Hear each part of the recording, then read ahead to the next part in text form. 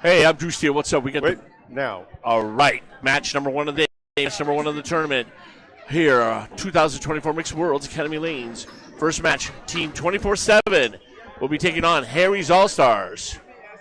From memory, I know that Harry All-Stars came in third last year overall. I do remember that. They are a very good, solid team. See Rich Clark warming up for them. Hey, big news on Harry's All-Stars. Steve Reno Jr. is out for the weekend, right, Drew? Yes, he's out. It's going to be Rich Clark directly from team captain Steve Reno Sr. Yep, got that info early. So he'll be out. We got to let Gouliart know that, too, for later. And Paul. But, yeah, it's going to be 24/7. Very solid team here. They got the Douglas brothers. Tim will be bowling in this game. Matt Nichols tore it up last year. Had a phenomenal Mixed Worlds. Chris Wiards, great bowler. Should be just awesome opening game here. Okay. Anyone who's listening on this test, can you just tell us if you can hear what we're saying? Yeah, that would be good. Okay. We don't want to be Duncan silent. MacDougall on our sound check says it is good. So we are ready to start at 1 o'clock sharp, right, Drew? Yes, sir. I'm ready to rock and roll. Have you looked at... you know me. Also on our sister network, also on YouTube, they're going to be showing a Marcotti Ford versus Holbrook Coca-Cola. Holbrook Coca-Cola, one of the great favorites. Yes. That's Josh Daly, Holbrook, yes. Dave Barber, Amanda Carroll. Yeah, man. And Aaron Merrill. That team was in the single string playoff last time the Mixed Worlds were at Academy 2 years ago in a one string playoff. They lost, but the reason they were in that playoff is because they lost to Marcotti Ford. They're playing Marcotti Ford in the very first match. For them, this is. I heard him talking last night. Craig Holbrook is roaring for this match. Yeah, it's going to be like a mini Super Bowl for them. And right. That team is loaded. That is one of the favorites there. Lynn Thompson also making a comeback, I guess. That's right. I heard that from Marcotti Ford in that match. Calvin Locke is going to feature Tim Susi. Yeah. And Ryan Drago. Do you have the Marcotti Ford lineup? Yes, I do. Right here, I can give you the complete. Yep. You're sure it's not pronounced Marcotte Ford? It could be. Brenda Magdalene is the captain. Right. Charlotte Parody, Tyler O'Brien, Tim Cook, Tim Susi, Ryan Drago, and Kelly Dorman. 7-person roster. And it looks like they've got their lineup set. Holbrook is Holbrook. He's the captain. He's over 120. Josh Daly over 120. Bob Whitco, Dave Barber, Amanda Carroll, Aaron Merrill, and Lynn Thompson. Right. They also are a 7-person team. You can have up to 9 people on a team here for Mixed Worlds. And that will be on our sister stream. Yeah, on the sister stream. Greg Gouliart will be running that one. I believe they're in the process. Paul Grant on mic, yes. Right now. We are not going to be able to run live on Facebook because there are firewall issues here at Academy Lanes. They have set up a beautiful, and I really want to thank Ted DeBurrow and Josh DeBurrow for setting that up for us. A Ethernet connection. We're down on the south side, lanes 13 and 14 for our sister network. We're going to be on lane 15 and 16. I remember for Worlds, Bob, we were the other side. Remember back in 22? Right. That was my Worlds debut. That was my favorite place to be, but they are leaving that for the bowlers on the right. This is the format for the Mixed Worlds, Drew, is divisional. There are no playoffs unless there's a tie. Yeah. And so we're going to try it. We're going to have a lot of people joining us with updates from the other end of the alley up near lanes 33, 34, yeah, it's 24 teams, so it's and we're going to try to give you a sense of the standings. But we're doing our best just to get you the match in front of you. Yeah, it's a very fast format. 2 boxes at a time.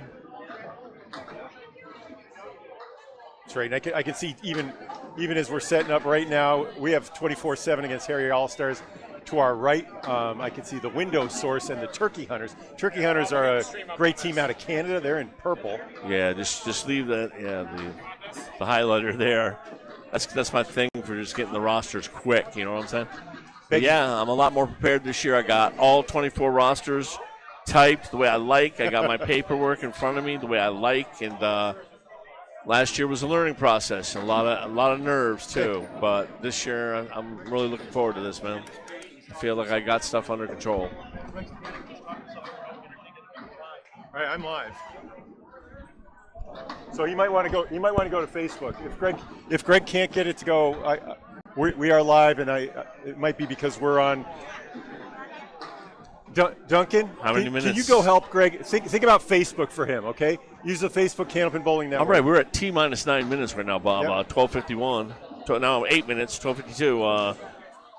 We are going to be on the Candlepin Bowling Network on YouTube, Bob. We are on YouTube. We're right now on YouTube. So excellent, man. That's great. That's all right. That's good. Just so you fans know, I'm not going to be able to interact with you as much or pretty much at all because of this 2-2 format. Every like 3 boxes, I have a different bowler. So getting a little squelch in the headset, a little squelch. Yep. You shouldn't put your notebook down on the soundboard there. I had it over there. Okay. Duncan moved it. All right. Bad Duncan. And he moved my highlighter too. So that's all right. Well, we will forgive him for his sins. I don't think they want to hear about that. Nah. May make him laugh. At least it'll be entertainment value. We haven't started the match yet, so I have no internet in the building. I wouldn't overload the internet. Yeah. Or we might lose our own. Yeah, I'm just not gonna bother even looking at it. So I know you fans used to be being very interactive with you, and I'm very sorry I will not be able to be during this. We got to preserve all the internets. So every viewer, we appreciate the heck out of you.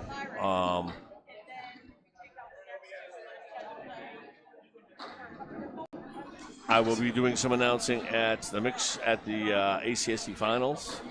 I just got approval from Danny to be part of that staff.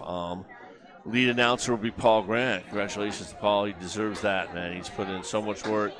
He deserves that lead announcer job for the ACST finals.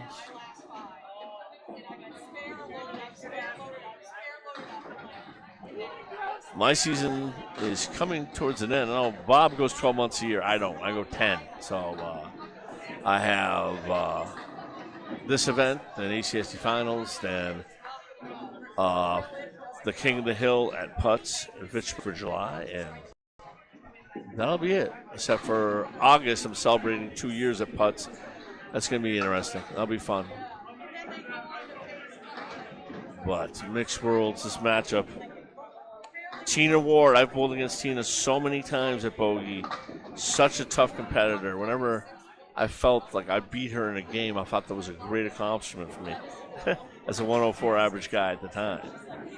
I know Bob's like, Drew, 104 average, when the hell is that? Yeah, well.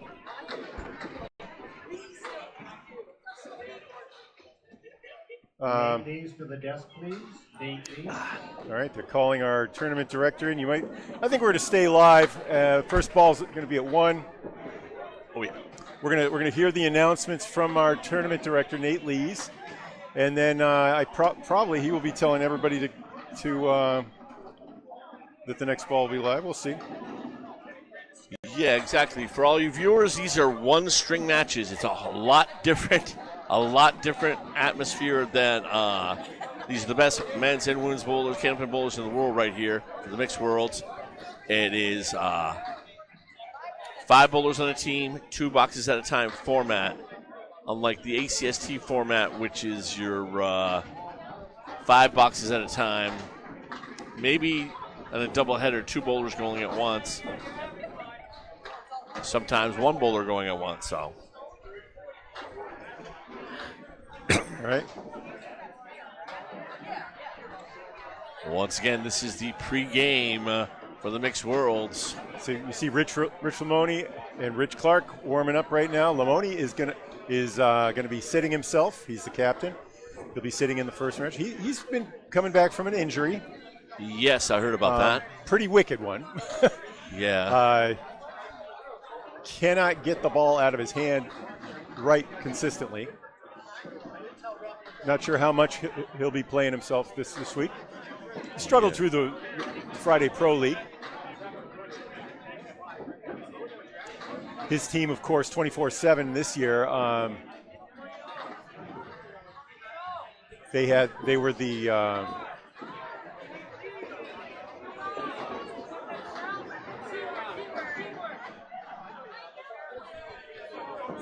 they've been around for a number of years. I'm trying to remember their old name. It's not the Bowling Ball Mafia, but it's Hatchet Men. Hatchet Men, that's right, the Hatchet Men. That was named in honor of Rich's brother, who was they called him the Hatchet Man because he used to foul. He used to play rough in basketball, and his brother passed, and that name is in that honor. You'll see the view of the Hatchet Man on the back of their jersey. Rich Clark, of course, one of the all-time greats from he's back active now from the 90s, early aughts.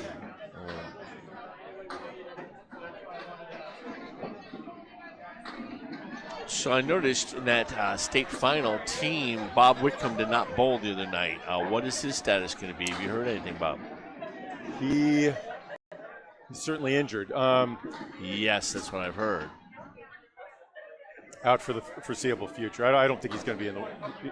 He's not a part of the of Harry's All-Stars right now. So. You mean Coca-Cola Team Holbrook? Sorry, Coca-Cola Holbrook, right? It's all right though. We'll find our rhythm as we always do. 7 games today, guys. 7 games. Big 10 tomorrow.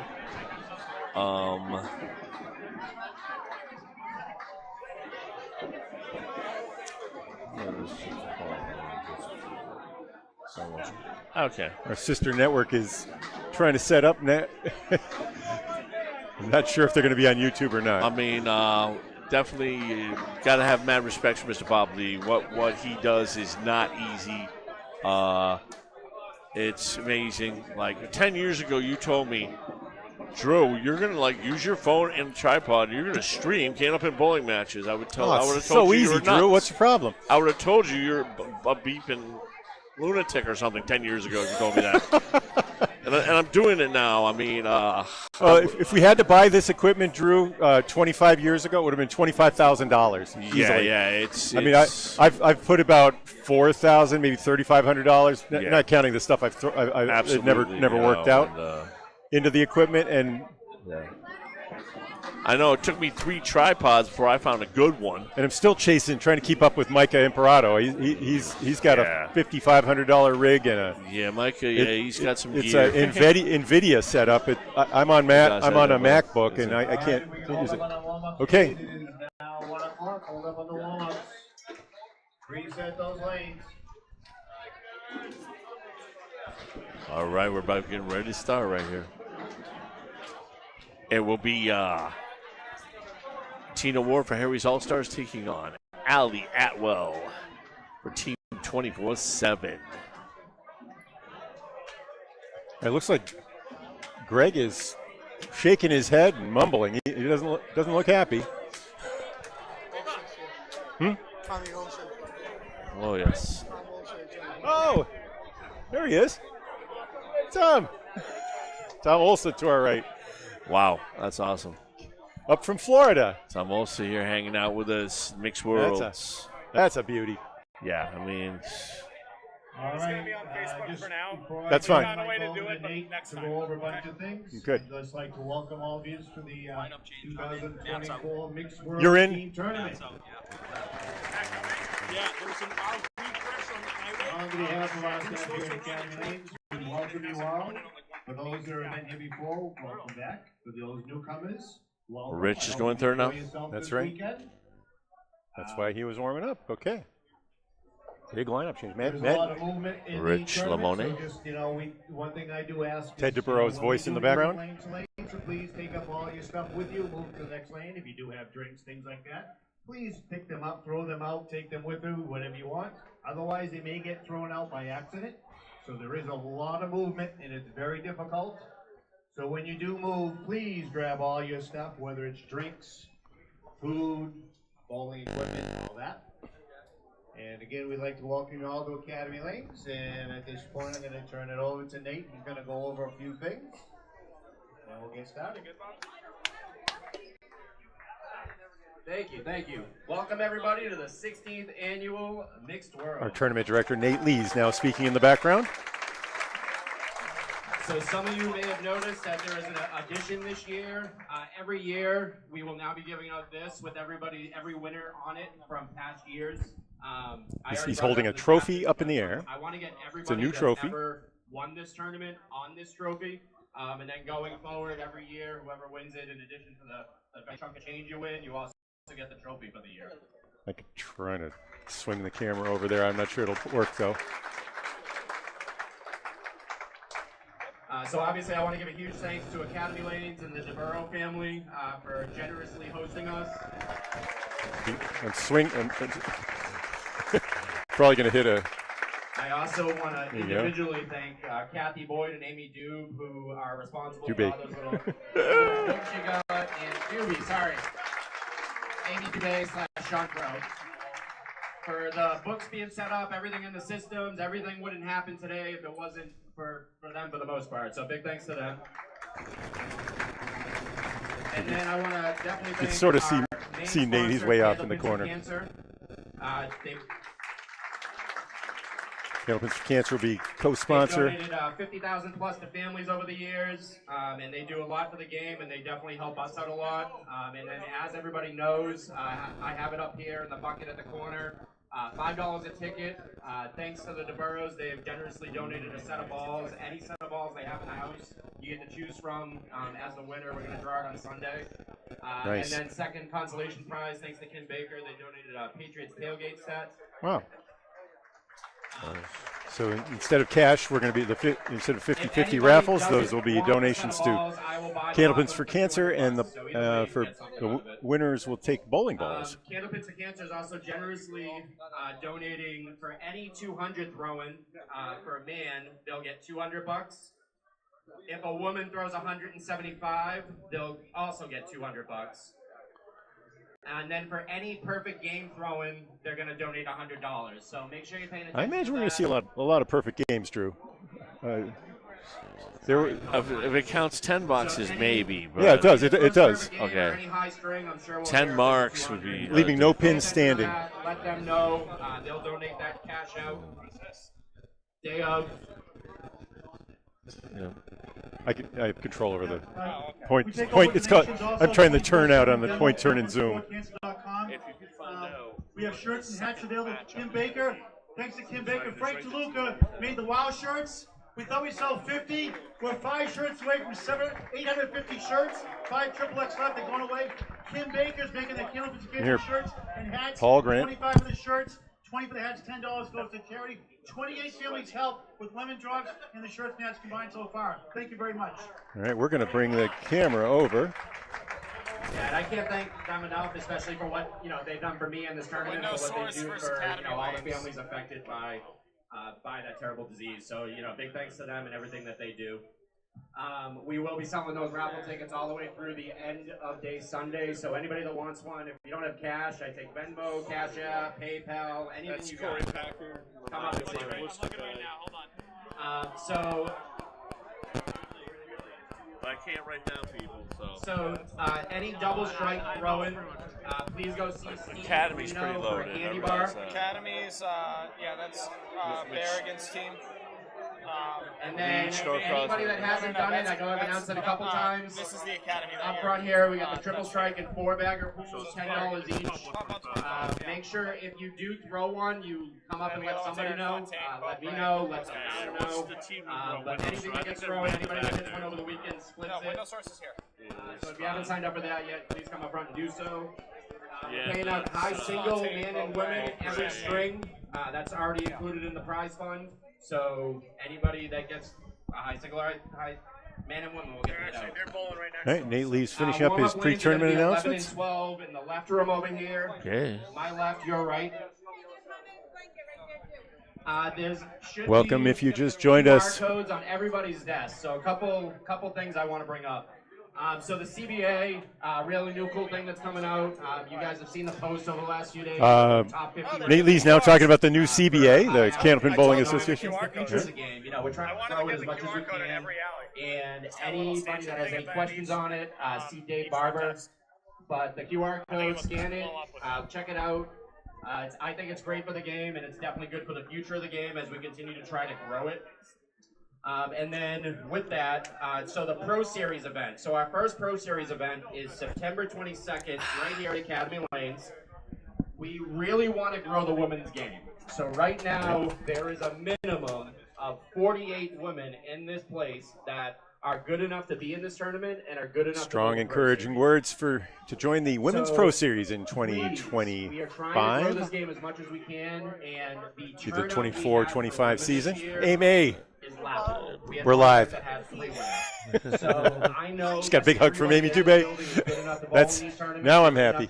Oh yes. There's no excuse as to why we shouldn't have this type of turnout for any tournament, especially out of so Duncan, we really want to grow it. 48 women are here. How many men are? Would that be starting? I guess add another 20. Doubles. We want to do a knockout. We want to do everything. Probably 36. I would estimate at least 150 men. 150 men, maybe. Yeah. The first event, September 22nd. 180 men. Wow. Sunday. Estimate there are 200 people here. Sign up for 200 people here in Let's the get a big building. For at least the Bowlers. first one. Maximum roster is 9, so maximum amount of people, 24 times 9 is 216. Yeah. Yeah, 24 teams. Do we want to grow the game? 192. 24. So with growing the game, there's streamers. 120 guys and 48 women. Okay. Stream, feel free. Stream your lanes. $1.68. Whatever. We got. All right. Candlepin Bowling Network down that end. We got Tony West down that end. The TikTok ladies will be floating around. I know Charlie's streaming. The object here is to grow the game as much as we can, and the internet is the best way we can do it. And just be professional, be courteous, be respectful. Which really goes into my next thing is rules, dress code. You're going to talk about rules and dress code. This is a professional tournament.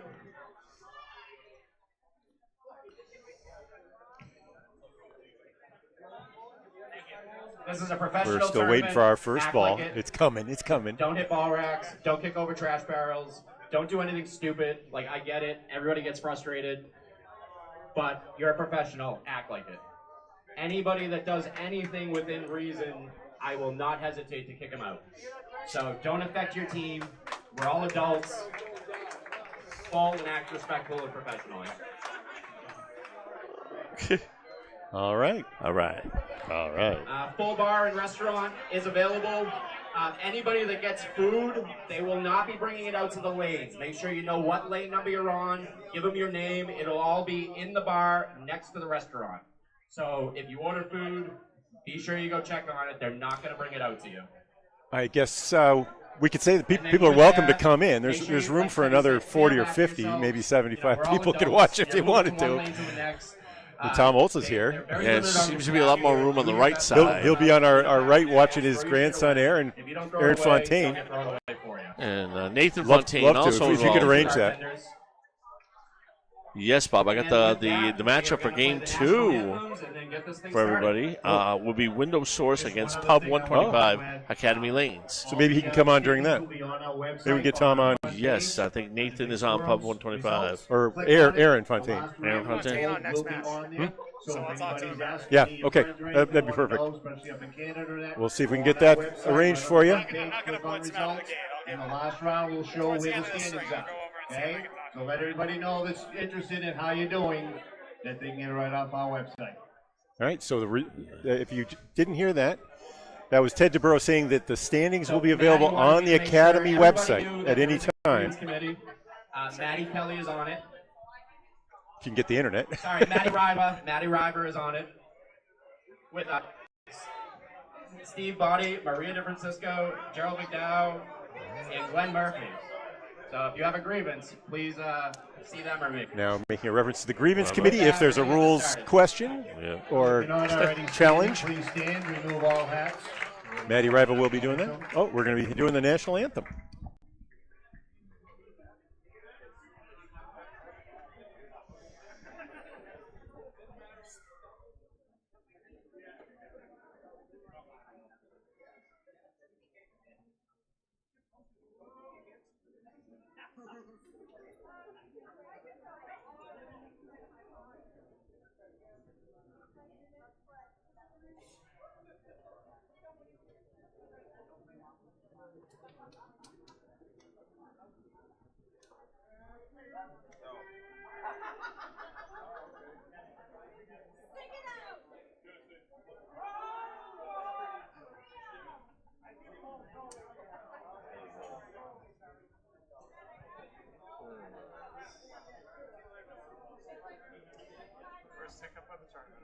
You can see we have the Canadian end.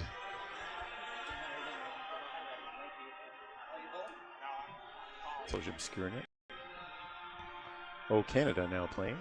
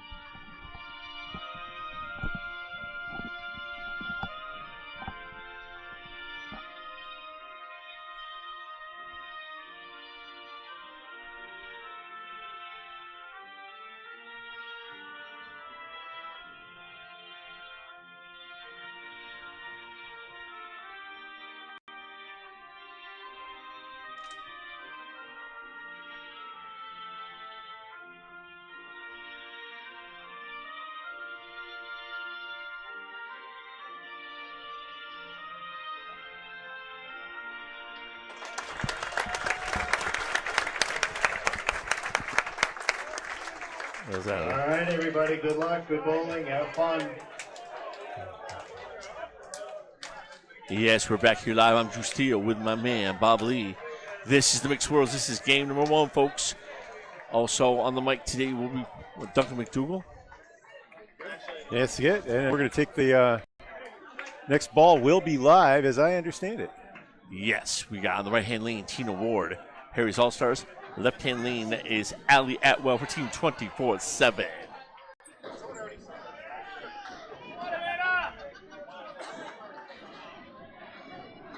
All right, Tina and the head pin, leaving a 7-10 split. Well, that's good. Tupsy and Allie. Allie with a 9 drop there, leaving the 5 pin.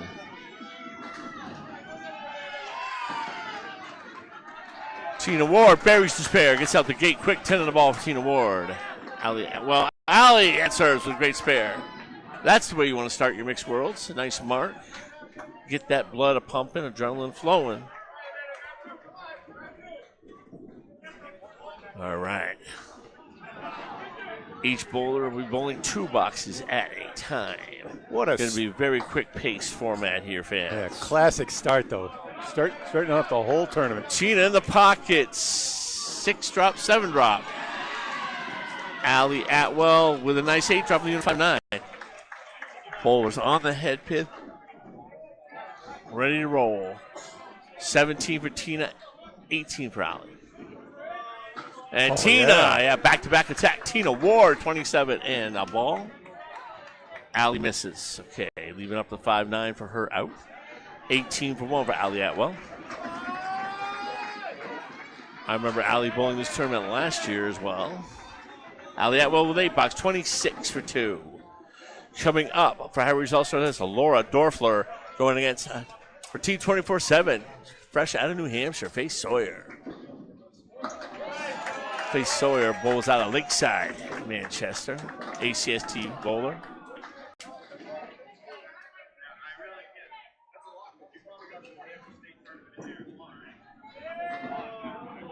All head pins for Harry's All-Stars, right? Yeah, 6-9 leave.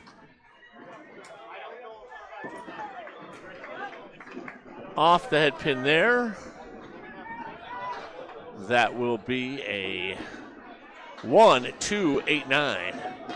Oh, spare. 29 miles an hour on that pitch. 3 for 3 for Harry's All-Stars out the gate. Lorddorfer 10 the ball. Faye Sawyer, what a bid, got robbed. Took the 1, 2, 8 out of there. It was a very good bid for Faye.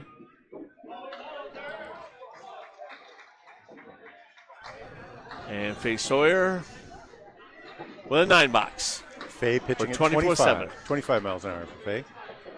All right, yeah. Impressive start for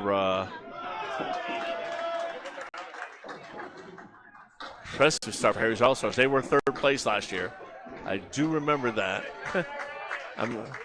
And I know Bud Light 2.0 won it last year, but aside from that, I don't know much. 9 draws a hammer, Lorddorfler. Strike on spare. Open up your kaboom boys, Lorddorfler. 30 and 2 balls. Faye, though, in the chop zone, takes out the half Worcester right. This is pretty when it goes, though. These are the best bowlers in the world. You're going to see some amazing spare conversions today. Faye on the object, but leaves the setback. 5, 6, 10 for her out.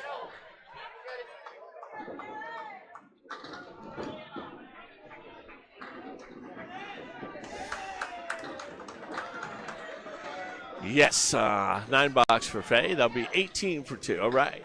Next bowler's coming up, Rich Lamone. He is the captain for 24/7. One of the co-captains. Last minute sub for Matt Nichols, who's stuck in traffic behind an accident. Yeah, there was a big accident, I guess. And Rich Clark was a last minute sub for team. Harry's All-Stars, yeah. Harry's All-Stars. I guess Steve Reno Jr. is not going to be present at this weekend's event. Okay, Rich a little bit off, takes out the left corner for 7-8. We got Rich versus Rich here.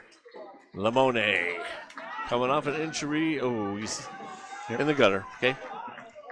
He's got 2 more balls. That was a foul. Yep. All right, Rich Clark a little bit off, leaving what we call the cluster bunch, which is a 4 horseman with a 5-9. Rich Lamone will be on his 2nd ball. We're here live, Academy Lanes. It is Bradford, Mass, right, Bob? Yeah, Bradford is a neighborhood within Haverhill. It's the city of Haverhill. City of Haverhill, Bradford. Bradford's the fancy end of town. He takes out 3 on the left. 3 on the left there. Took out the left corner.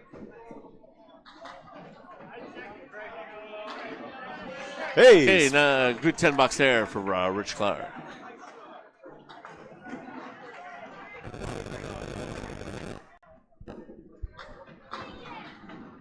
And an 8 box for Rich Lamone. Good out there. Good out for him, yeah. Wasn't even originally scheduled to bowl, yeah, so. He had some great games and some really funky games coming back on from this injury in the last few months.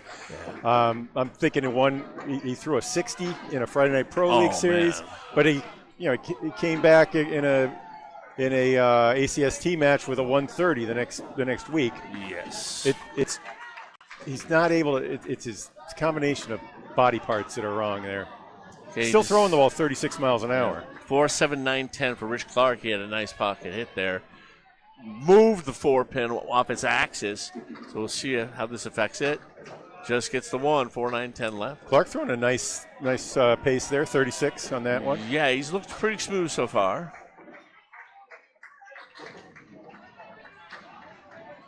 I know it's, I've seen it happen with some of my friends get injured and them trying to come back and bowl. It's very difficult. Lamoni on the head pin. His pitch is coming in at 34 right now. Yeah, it's a little off for him. It was a nice ball, though. Hopefully he'll be able to build on that. 7 for Rich Clark, 17 for 2. And Lamoni right now will make it a. Was that $8? It was an $8, 16 through 2. 16 through 2. Well, once again, thank you to all the viewers. I will not be able to respond to you as I usually do due to the pace of this. Hey, look who's here. Jonathan Boudreau. John Boudreau. In the number 4 slot against Timmy Douglas. Now, this is a matchup. Yeah. Boudreau has thrown 3 700s in the summer league, playing with Det Klein and Shu Gauthier. He's been tearing up Millis. Oh, off that pin, though, leaves a washout. 1, 2, 4, 6, 8, 10. Timmy. He of the 46-mile-an-hour ball, leaving That's a the 5 and dime, yeah. Okay, just back in that bunny hole, the 3-hole pocket for Boudreau. Yes. And Tim tries to slide it over. It does not go. Okay, Jonathan needs a big out here. He's got 6 pins on the deck. And he gets chops. Leaves rough $6 for Jonathan Boudreau. $10 for Tim Douglas. Makes up a little ground.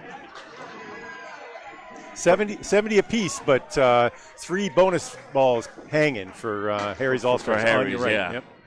The ladies from Harry's came out storming. And the format is you must have 2 women bowling at all times. Boudreau, the lefty, finds the 1-2 pocket and drops 8. Tim Douglas, good pocket hit, leaves a 7 and an 8. Well, technically, these are both splits, Drew, yes. but the baby split will go if you hit it. If you hit anywhere on the inside of it, or he had wood there to help too, and it didn't go. Tim Douglas may have to splay that piece of wood out by the 3-pin off the wall. Try to make this. Yeah, I watched Jonathan Boudreau made this with no wood against us in Summer League in Millis.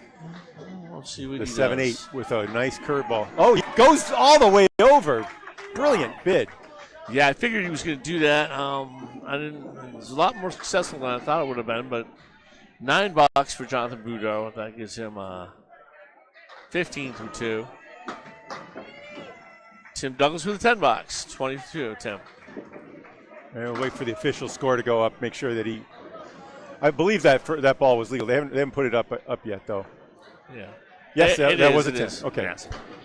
Chris Wiards going against John Winchell. First time I've ever announced anything for either one of these bowlers. The Wiz. Yeah, these are mainstays. Yes, they are. I see them bowl a lot in the Friday Night Pro League. Always are very competitive.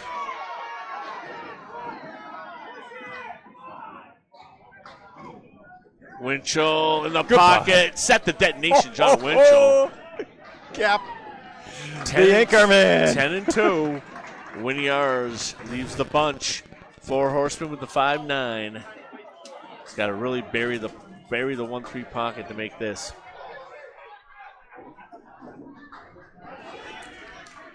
Wiards just a little off, leaving the head pin.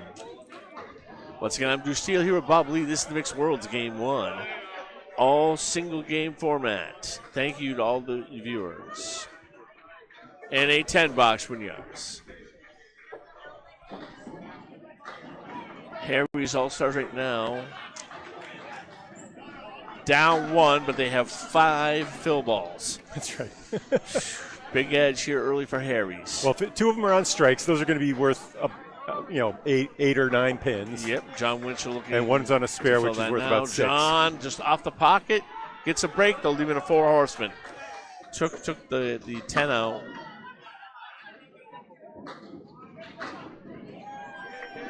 All right, Chris Wiards.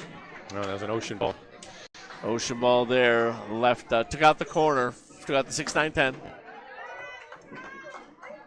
And makes a spare on the outside. John Winchell. Yeah. Spare on strike.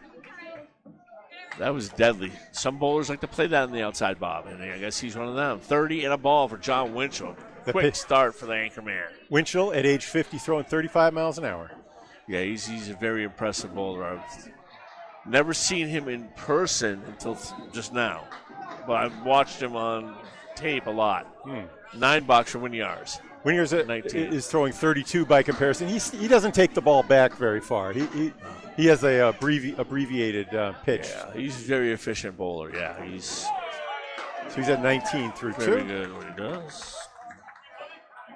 So after the first time through the lineup, scores 109.99, but three spares hanging and 4 balls for Harry's All-Stars. So I figure their 109 is going to likely to turn into about a 130 game. That's a 7 there for Tina. That'll be a 7, Phil.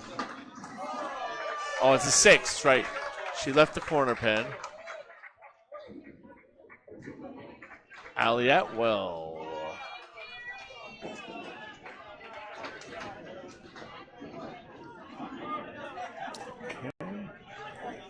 As the teams have switched sides, we'll switch sides on our graphic. Did Tina throw her first ball before Allie? That may happen, yeah. or did I get confused? Okay, Tina going for a spare, though. This is what we call the washout. 1, 3, 6, 7. Tina Ward. Oh, wow, but she made it. 3 for 3, Tina Ward. 43 and a ball. Allie Atwell just off target. I did miss a ball, but I think she had a 0. She had a foul, I guess. $5 for Allie. That'll be 31 for her. Through 3.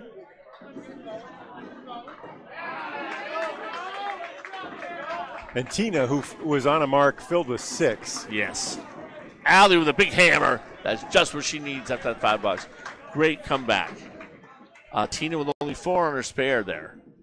That'll be 47 in the third for Tina. She leaves a washout. 1, 3, 4, 6, 7, and 9. No wood. Tina right on the object gets robbed. Takes out just the 1, the 2, and the 6, leaving a 4-7-9 for her $10. Great start though for Tina Ward. Tina's been a great competitor in Central Mass Bob for years, and usually bowls out of bogey lanes. 54. She took a 7, yep. Yep, $7 for Tina. Okay, Faye Sawyer coming back up. Lorddorfler, though, right now on 2 fill balls for Harry's All-Stars on the left-hand lane. Faye Sawyer coming up in the right-hand lane for 24-7. 24 teams in the tournament. Each team will bowl each other 1 time only. It's a round-robin tournament.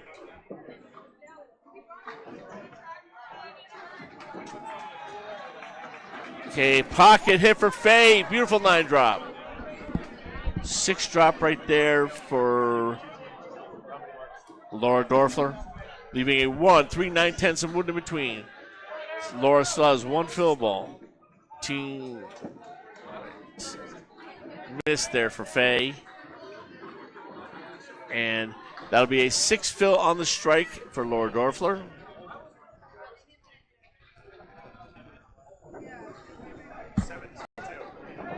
So the mark tally from Duncan MacDougall, 7-2 for Harry's All-Stars so far. Faye with a $10. That includes 2 strikes for Harry's All-Stars out of John Winchell and Laura. Laura with a $7.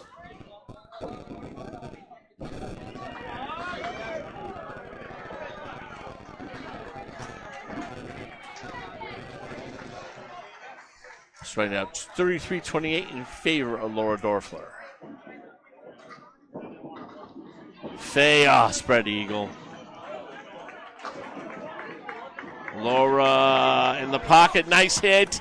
Leaving a 3-5 wood right all around it. I mean, 2-5, excuse me.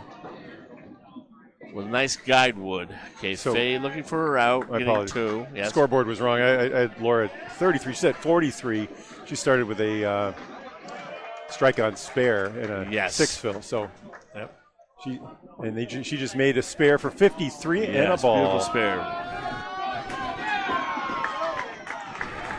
That'll be a $7 for Faye Sawyer. And she's hanging at 35. After the spread eagle, yes. Okay, no marks up here. Lamone and Clark, 16 and 17. The Battle of the Riches. 38 pins, the difference. We're bowling one string match each. here. So they're, of course, 5 bowlers. Each time they switch after 2.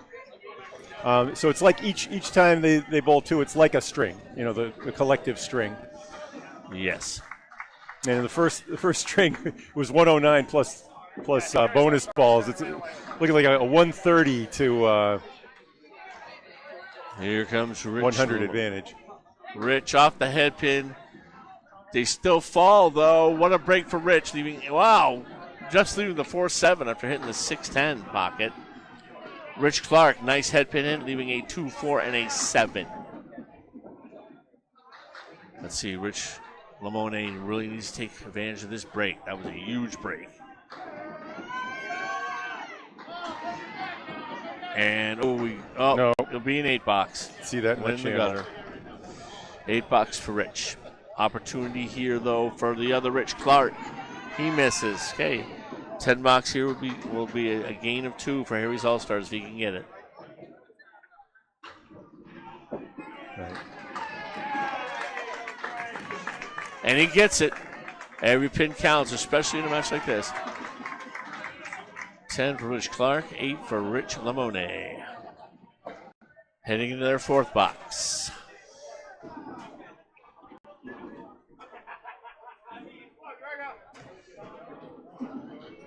Lamone's first ball in the 4th on lane 14 on your right.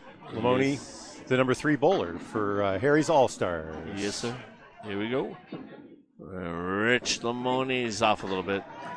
Which means that my graphic is backwards on the screen.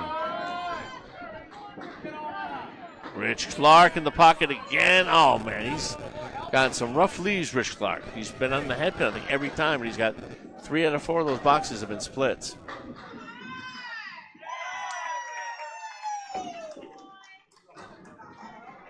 Lamone looking for a big out ball here.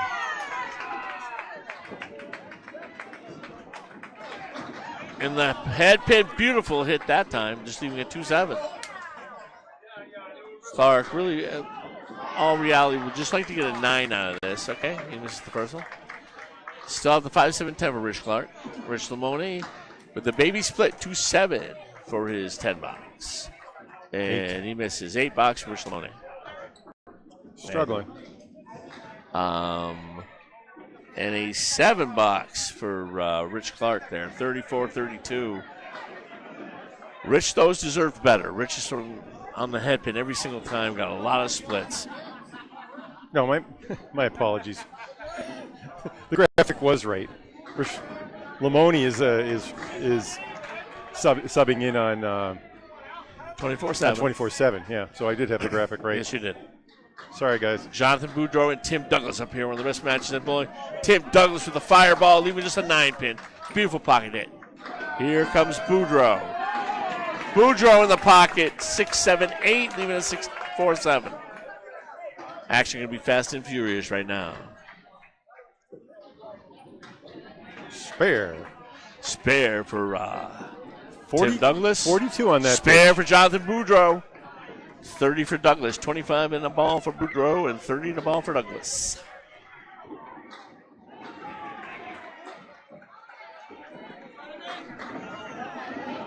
Tim Douglas, of course, 2023 Eastern Classic champion, pro bowler of the year. 7-8-9 for Tim Douglas, beautiful 9-fill. Let's see what Jonathan Boudreau does.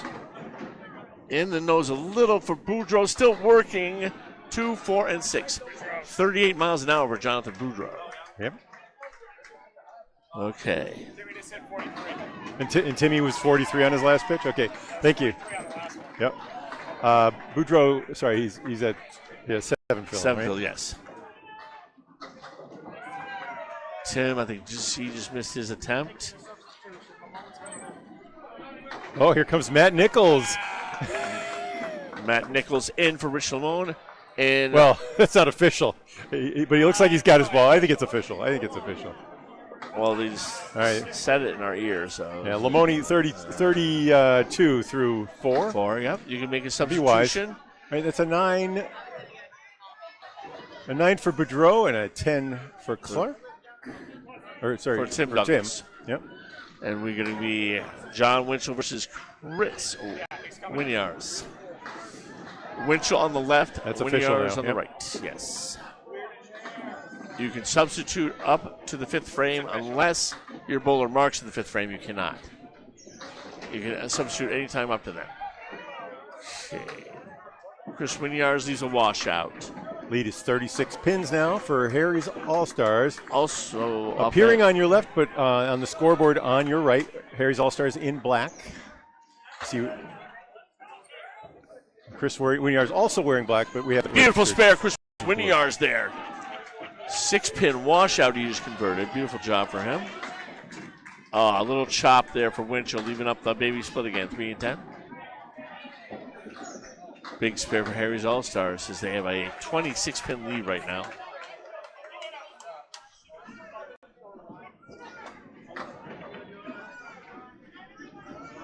All right, a 10 for Winchell. He's at 46 through 3. Nice.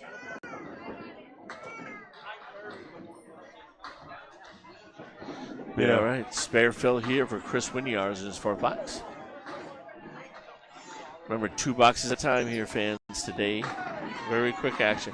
Wiards in the pocket, 7, 8, 9. 9 fill, Chris Wiards. 38 to 3. John Winchell off the head pin, Lisa Cleary. That is a 4 horseman with a 9 pin.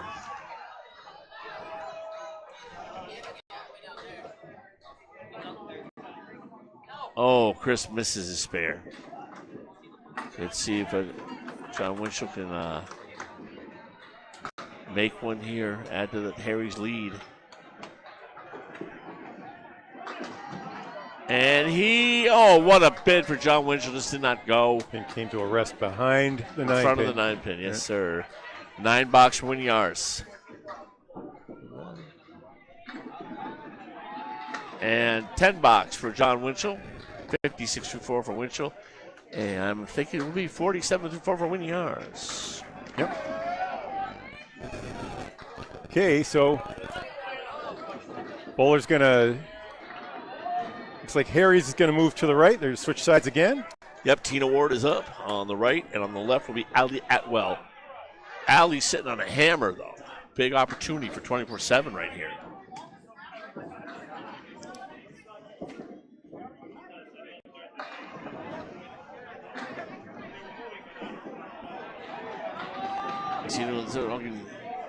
Tina leaving a 1-2-5-9. Ali was on the head pin but left a 6-7-10 split. Tina, while hits the object pin but does not go. Ali Atwell leaves up the 6-7. That was 8 under fill, right? Yeah. Yes, 8 fill for Ali, 49. 9 box for Tina Ward. 9 box for Ali Atwell. You see the scores there, fans. Awesome on-screen scoreboard provided by Mr. Bob Lee here. Candlepin Bowling Network. Bowlers going into box 6. Starting off with Tina Ward. Tina off the head pin leaves a washout. Opportunity here for Ali. Ali off the head pin just takes out the 4 and the 7.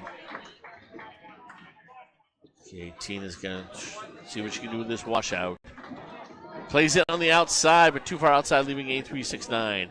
Ali Atwell got both sides of the corners. Now needs to get the middle. 1, 2, 3, 5, 9 for her out. Both bowlers need a big out ball here. Tina gets it with a 9. Ali Atwell with a nice 10 box there. Really good after being so off target the first 2 balls. Really centered it up the third. 68 for Ali, 72 for Tina Ward through 6. Harry's now up 25. Lorddorfler though with a fill ball right here. Apologies, folks. This is Duncan MacDougall filling in for Bob Lee. 71 for Tina Ward. This is Lorddorfer and Faye Sawyer. Duncan. All right.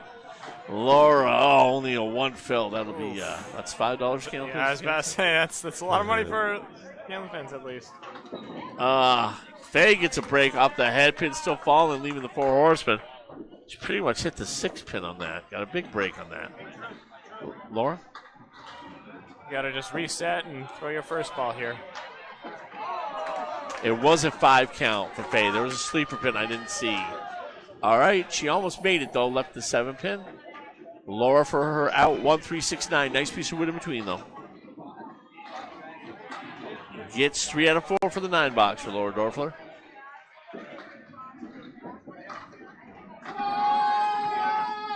And a 10 box for Faye Sawyer. 45 for Faye. 63 for Lorddorfer. That's a great half from Laura right there. Yeah, she's pulling really well. I remember that last year. I mean, Harry's were 3rd place last year, Duncan. Very, very good team. Absolutely. And it took some heroics from 8 drop there. I'll remember the person's name in a second.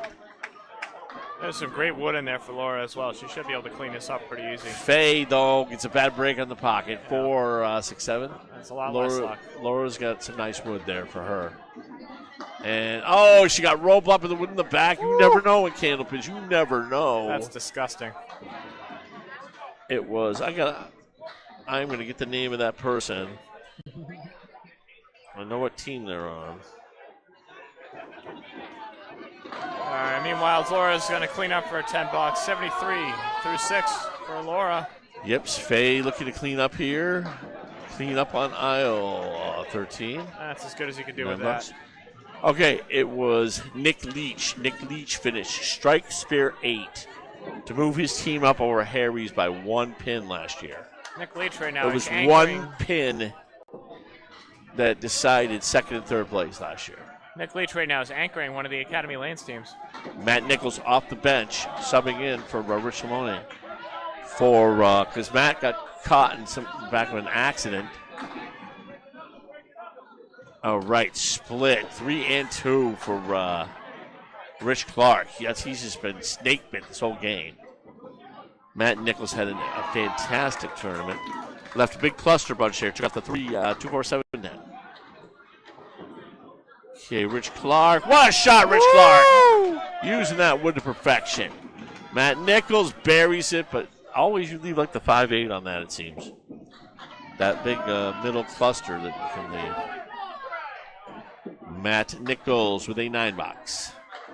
Big mark there for Rich Clark. It is a 25-pin lead and Rich Clark's football. 44-41 through 5.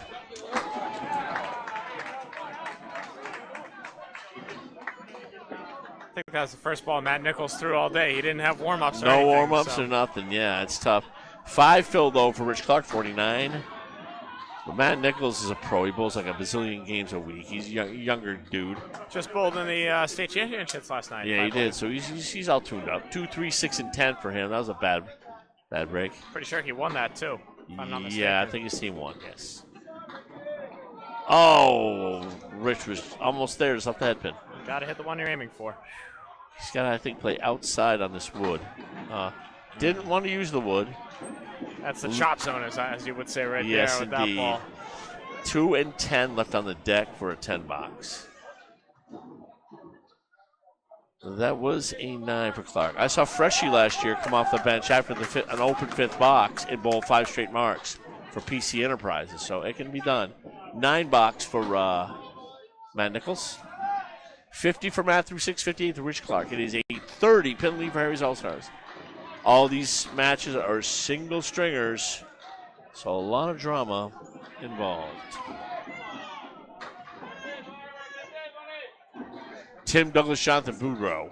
41 for Buro, 49 for Douglas. Talk about a heavyweight slugfest. Here it comes. One of these two guys are 2 of the best in the business right here.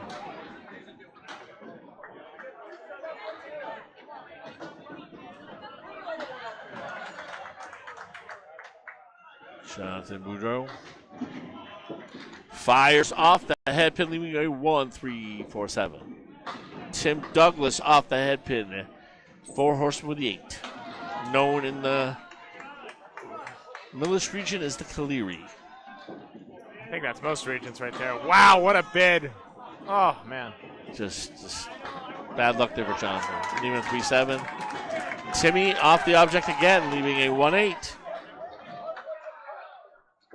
Double strike for Tyler O'Brien over there. And Tyler, he throws at 41. He's part of my King of the Hill series. Putts.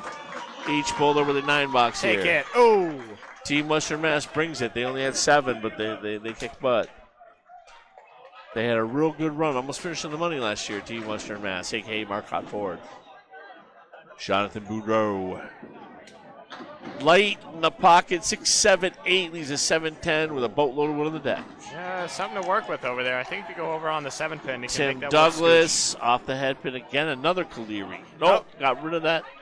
That makes that shot a lot more better to me. Yeah, that's more palatable for sure. When you have only 1 sleeper instead of 2. Oh, my mom is up in heaven after that, my vocabulary mistake there, but I'll pull. That's all good. It's all good. It's still early. I like this wood maybe a little bit to the left of the red line, right where he just didn't go. See, I would have gone more towards the 7. See if I could scooch it over. Timmy makes the 4 horsemen. There we go. 68 in a ball. Helping out the 24-7. Definitely. They needed that. And that will not be good for Buro. That'll be 9-59. The ball went into the gutter. All right, John Winchell for Harry's with a 56 going against 24-7.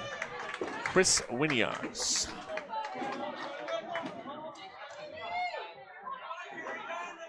Here in Mixed Worlds.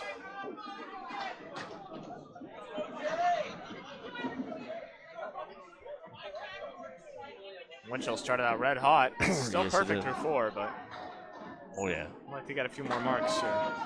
Winchell in the pocket, 7-8-9, leaving a 6 pin. That'll make it easier. Yeah, he's just very, very talented. Extremely consistent. I know. Wiards too. He's that wood in front looks a little roadblocky to me, Duncan. Yeah, you got to go real high on that, as high as possible, pretty much. Oh, and he missed the single, boy. Couldn't have missed those are tough in these single game matches. Yeah. Okay, we'll see Wiards capitalize. I think the wood is good now. Nice and high. It's up against it. Blow it it back. Nice shot, Chris Wiards. 24-7, starting to rally a little bit here. It's down to 19 right now. It was a 10 box there, yeah, I think. It was indeed. So that's actually a 29 pin lead right now. 29 pin lead. 2 balls in hand though. For 24-7. As Wiards can put 2 marks together here, and if Winchell only gets a 10 or worse. Jonathan Boudreau told me something important. You're never going to get them all right. One of the best pieces of advice I've ever had. Absolutely. In announcing. Oh, beautiful pocket hit there. John Winchell leaving the 6 pin again with the wood. That's a 3 pin this time, but it's still some redemption. Yes. Yep. Off the head pin for Wiards, but gets the 8. Gets the Millis 8 here in Academy Lanes. All right, Drew, we have a big update. On down the lanes, we have Penny Lane is ahead by only 15 pins through 6 against Stars and Strikes in a big first round match. Big spare, Chris Wiards. Here comes 24-7. Elsewhere, Huff's Power Sports has a 60 pin lead over New England Flooring. PC Enterprises is crushing the Hurricanes, 346 to 292 through 6. 9 box there for John Winchell, 76. But Chris Wiards has rallied to a 75 in a ball. It is a 20-pin match, but 24-7 at both the fill balls right now as we go to box 7. On the right lane will be Allie Atwell. The left lane will be Tina Ward. As I'm here with Duncan MacDougall. Duncan had a great season this year, won a playoff round in the ACST, made the semis, but lost to the eventual B South champion, Mr. Jim Hunter. Yeah, he bowled great that day. I wish I bowled a little better. Beautiful ball for Allie there, 9 drop, leaving the 5 pin. Tina in the chop zone a little bit, leaving what Paul Grant calls the post. That's a little bit of a mix. Both of the sleepers are covered on this, so she just runs down the 3-pinner. She's got a good chance at it. Oh, yeah.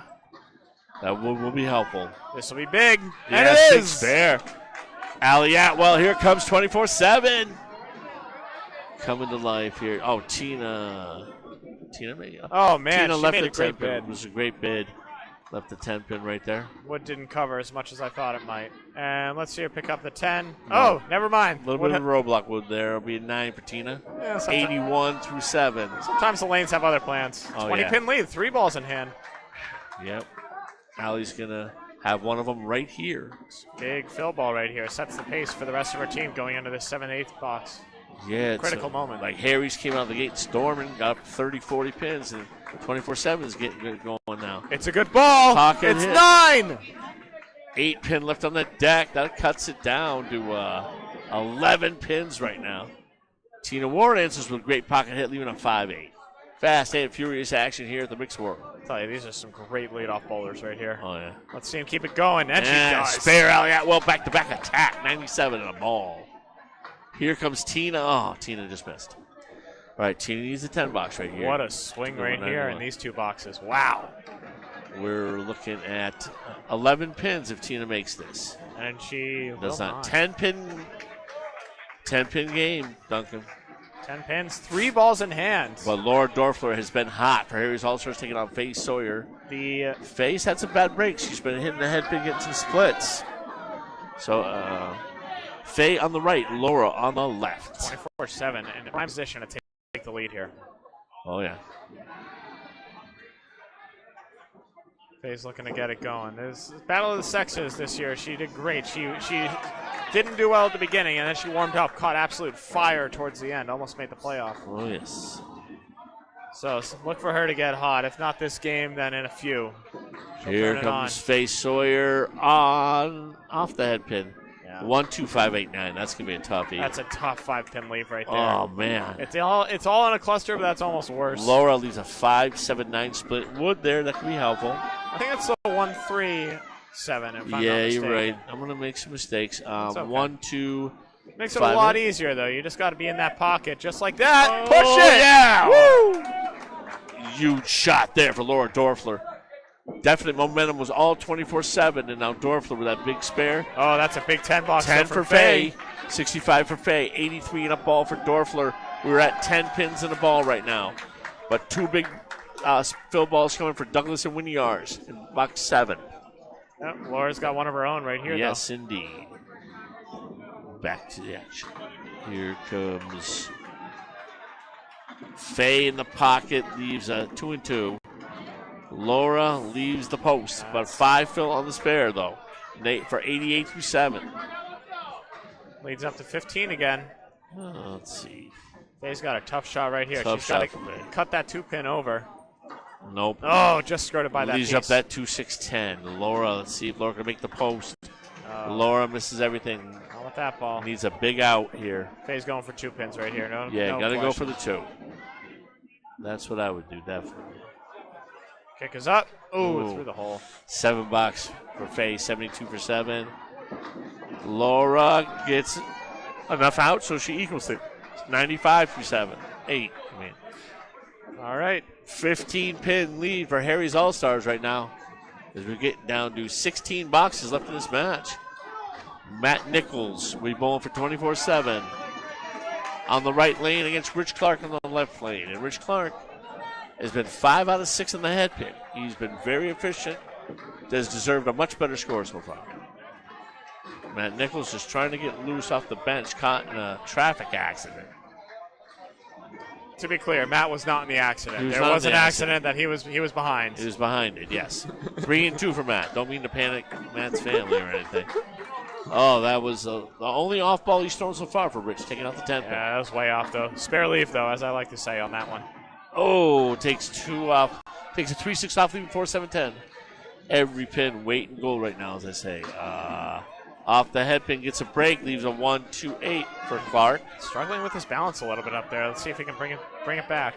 8 box for Nichols. That'll give 58 through 7. Opportunity to make a couple pins here for Rich Clark. Clark gets one, so he matches his opponent at least. 66 through 7. Yes.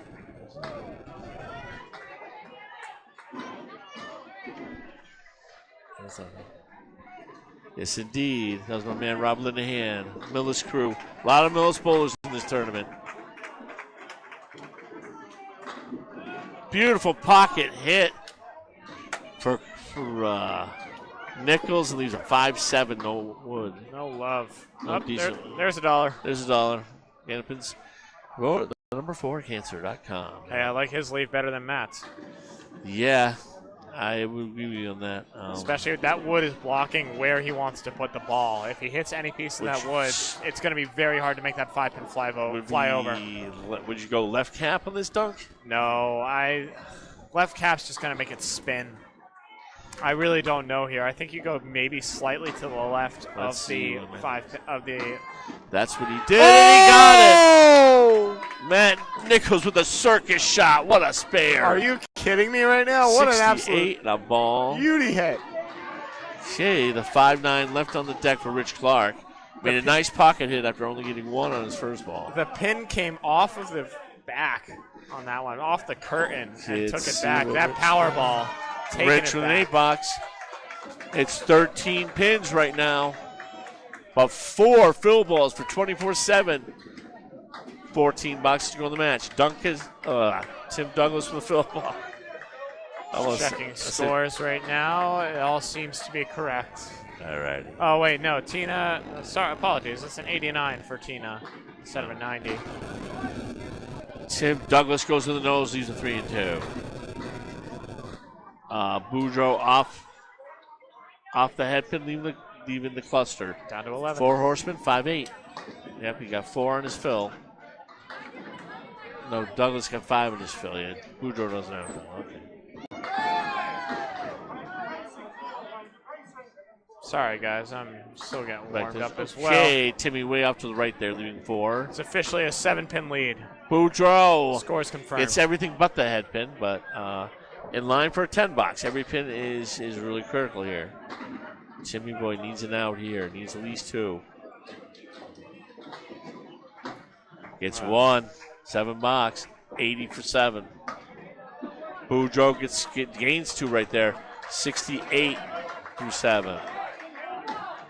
9-pin lead right now for Harry's. 3 fill balls coming in the future for 24-7.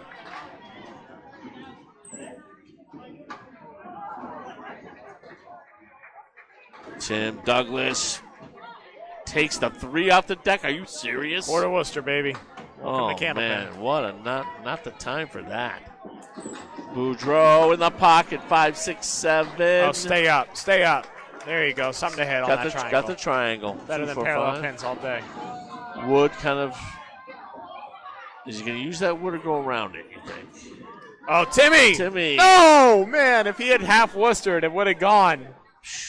The sleeper pin that was behind the one he took out. I wasn't feeling that wood, and he used it. It did not go. He left up the 5-pin. Yeah, Boudreaux's a lefty bowler. He's got that arcing ball, so I don't think he had any shot at it besides trying to play the wood. 10 box for Timmy Douglas, 90. Boudreaux going for his 10 box. Which is going to make it 9-pin lead right now. Wiards with a hammer takes the lead for 24-7. All scores confirmed. All right, still sitting on 3 March, 24-7. Chris Wiards will be on your right lane. John Winchell on your left lane. Huge fill ball for Chris right here. Absolutely, man. It's going to be big. Wiards on the nose takes out 6, leaving 3, 6, 7, 10. Pocket hit for Winchell, 8. 3-pin lead. 9. Is it going to go? Yes, strike for Winchell. Slow motion special for John Winchell there. This one is tightening up. Hey, speaking of tight matches, though, Coca-Cola Holbrook only leading by 15 over Marcotte Ford. Tyler O'Brien putting up a big 116 through 8. That's on Facebook, our sister affiliate. Oh, it did not go. He took out the 6, 10, and 7. Craig Holbrook, meanwhile, is throwing 110 through 8. He's keeping up the game. So elsewhere, we got JD Seamless Gutters trails Narclones by 20 through 7.5, closing in on 8. Patriot Paving and Drywall Concepts in a virtual tie, 360 to 358 through 6. Underrated Overlooked trails by 26 to the High Rollers. And that Stars and Strikes Penny Lane match is still tight. Penny Lane leading by 17 plus a ball through. They're into the 7th and 8th boxes. Wiards off the head pin right now. Leaves a horrific lead. 1, 2, 6, 7, 8, 10. Thanks for that, on the Bob. strike, Winchell. Thank you for your update. Winchell gets in the chop zone. Leaves a hideous. I'm seeing deja vu. 1, 2, It's the 6, same lead. 7, same lead. Wow. Deja vu all over again. But for Winchell, the next ball is huge because he'll complete his fill on the strike. Yep. For Wiards' wood is a little better to take that sleeper. Now you Oh, wow. took it all out, but the 6-10 kind of chopped. Oh. Winchell Wow. plays it on the outside and wobbles it. Gets 9 filled, though. It's huge for Harry's. Really is. Pushes it back up to 12. Yep. And 10 bucks for Wiards, and that'll give him 101 through 8. This will be for 104 for Mr. John Winchell. John Winchell gets the 10, 104, baby. We're at a 12 pin match right now. anchor bowlers doing the Lord's work right now.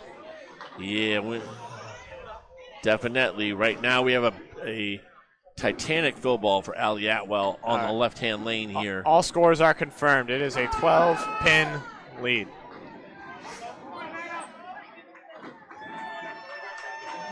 Tina Ward on the right here. Candlepin Bowling Network, Duncan MacDougall and Drew Steele on call, lanes 15 and 16 at Mixed Worlds, Academy Lanes, Haverhill, Tina Ward Massachusetts. off the head pin, leaves a Caleri. Alley for the spare fill, leaves a 4 horseman. That's a big 6 for Ali Atwell, 103 through 8 for Ali. Cuts the lead to 6. Both bowlers with very similar leaves. Tina, though, with that Caleri makes it tougher, leaving a 1-2-9 for Tina. Allie tries to make her spare off. Needs that out ball now. These ladies finishing up their games here. 10 boxes to go. Big 10 box for Tina Ward there. Every pin. Go 9 though for Allie. 112 through 9. 7 pin game. Harry's in the lead, but there's one fill ball left for Matt Nichols for 24/7. So a virtual tie right now. Matt Nichols is almost definitely going to fill that with at least 7. So call it a tie right now. Yes, indeed. Here we go. Tina Ward on the right. Well, great bowler from Central Massachusetts, my region. Your region too, kind of. You're South Central. I'm in Worcester now. I'm 8 drop migrated. for Tina. Oh, wow. Missing the head pin is Laura. Leaving a real horrific lead, 1-6-7-10. Spare opportunity here for Tina Ward. If Allie hits that head pin just right, though, it all goes. Tina missed it. That would have been a big mark there for Harry. It's going to go wide. Okay. It's going to become a pinning battle between these two. Tina's about to gain a bunch of pins, most likely, unless Allie throws a great ball. Tina with a 9er, 108 game for Tina Ward. Started really strong, kind of. The second half didn't go that great for her. Allie with a 7, though. 2 more pins gained. Great 119 game, though, for Allie Atwell. Yeah, heck of a start. Yep. All right. Lorddorfler for Harry's going against Faye Sawyer for Team 24/7. Next game going to be Window Source versus Academy Lanes. It's Pub 125 Academy Lanes. Pub 125. There's a couple of teams. There's 2 Academy Lanes. This is the Pub 125 team? That's correct. Yes, indeed. Keith Beaupre on the Window Source along with Aaron Fontaine. There's the hay bale for Lorddorfler. Let's see. I don't know if I like that wood on Laura's. Let's see what she does with it. No, it's mean. You got to go around it. No, not that far around it. Left the 2-5 there. Opportunity for Faye here. I do like this wood for Faye's. Oh, my goodness! Did that not go for Faye? Wow. What a good bid she made. Took the 210 out. You can't throw that better. It looked awesome out of the hands. Came right in. Let's see what Laura does for pinning here. Gets a 9. 104 for Laura. Gain a pin right here for Faye. This would be big. Big. All over it. Gains a pin for 24/7. Faye Sawyer with a 10 box there. It is an 8-pin match. 7 boxes to go in it. That's the thing with these 2 box at a time matches. Doesn't matter what you did before. It's all about these 2 boxes right here. Yeah, it just goes that way. You win these 2, you put your team in a good position. Lorddorfler off the head pin in the chop zone. Gets a big break, though. 1-2, 1-2, 6-10 with some nice wood in there. Oh, Faye gets a spread eagle. That's rough. That'll show you for hitting the head pin. Boy, that thing looks pretty wired to me, Duncan. It should be. She's still got to connect, though. Yeah, connect. I would go. Second ball's been struggling a little bit. So, that's not where she wanted it. No. Left the 1-2. I would have, outside of the 1 pin, I would have went. And. Fake chops. Getting bad breaks at this point in the 2 match. objects, 5 pins. These boulders, man. Yep. Brutal. 2 good objects at that. It's not even, you shouldn't even hit either that poorly. That's how the game is. 10 box for Lorddorfer. That'd be 114. Well, as you know, Justin Waters hit. Oh my goodness, that is the patented 3 objects, triple 6 chop. box. Oh God, 88. Like I was saying, Justin had a 23 head pin in a row match. He bowled 609. Oh yeah, who was that against? That was against Shiner Senior. That's right. And the ACST. Rich Clark on the right, going against Matt Nichols on the critical spare ball. It is a 12-pin lead for Harry's right now. 6 boxes to go. I'm Drew Steele. Yeah. My man, Mr. Duncan MacDougall. 24/7 is probably gonna need to gain a lot more now. Yeah, Rich Clark, though, has been on the head pin for the most part here. He has. Pinning right now is carrying Harry's All-Stars. And he's there's on the 7, break. 8, Get 9, over. Get over it. Somehow stays up. Apologies. It's an 87 for Faye Sawyer, so a 13-pin lead. Yeah, 5, or is it 6? 6. That's a 6 down. 6 drop for Matt Nichols, 74-8. Big opportunity here for Rich to get the mark, and he gets it. Good shooter. And Nichols answers. Back-to-back attack. Matt Nichols, 2 marks in a row. 84 and a mark. That is not the way Rich wanted it, but it's also the way it Rich went Clark, 84 with a mark. We're still at 7 pins right now. Each bowler with a fill. Woo! What a tight competitive match we got here. I'm just looking at lane 14 real quick. It's funny seeing Holbrook with Team Holbrook. Holbrook's on the back of that jersey twice. Yeah, it's his team. It is indeed. Fill ball 3. Only 3 for Rich there. And a big 9 drop for Matt Nichols. That is huge for 24/7. We got, I think, a tie game. Or 1-pin game, excuse me, 1-pin game. Rich Clark only with 3 in his spare for 87. Wow. Oh, Rich way off, taking up the 10. This will be big. Gets it. Gets it. Matt Nichols had a great tournament last year, and he's having a great game now. 3 marks in a row for Matt Nichols. Rich Clark needs a big out right here. He's going to throw a good ball. And 5. Oh, no. That hurts. 92. We have a lead change. 24/7 in the lead right now with a fill for Nichols. But Harry's has Buro and Winchell. They're very capable of 4 or 5 marks in a very quick period of time. Matt's throwing a hammer right here. I can already feel it. Yeah, Matt just... He was on a different team. It was like something fitness last year, I remember. Anytime Fitness, I believe. Yeah, and he gets a hammer. Is Duncan a genius of what? 113, Matt Nichols. What a finish for Matt Nichols. It's just sometimes you get a feeling.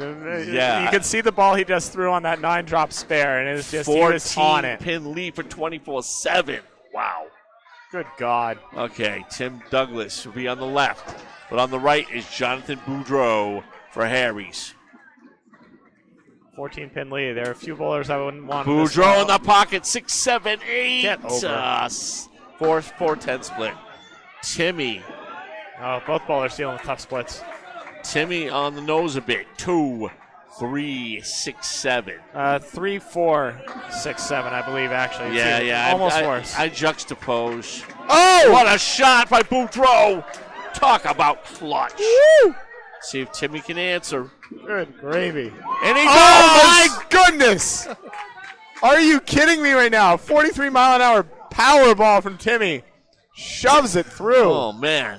Talk about, these are why we say these are 2 of the best in the game. That's and they're showing incredible. it. 88 in a fill for Boudreau. 100 in a fill for Douglas. 14 up. 3 boxes to go. Oh, no. It'll be a 5 for Harry's, 93 for Buro. Timmy off the head pin, 5-6 for Timmy, 106. 15 pin lead now for 24-7. No marks on the board. Boudreaux will be open in the 10th. 2, 3, and 4 left. Timmy right now, no real useful wood here. 1, 2, 6, 10 washout. See if he gets it. And he misses. Okay. Both pullers need pinning right here. We're going to be coming down to the last 2 boxes. Wow, Boudreaux almost made it. 9 for Jonathan Boudreaux, 102. Timmy Douglas ends up with a 114. 14 pin lead.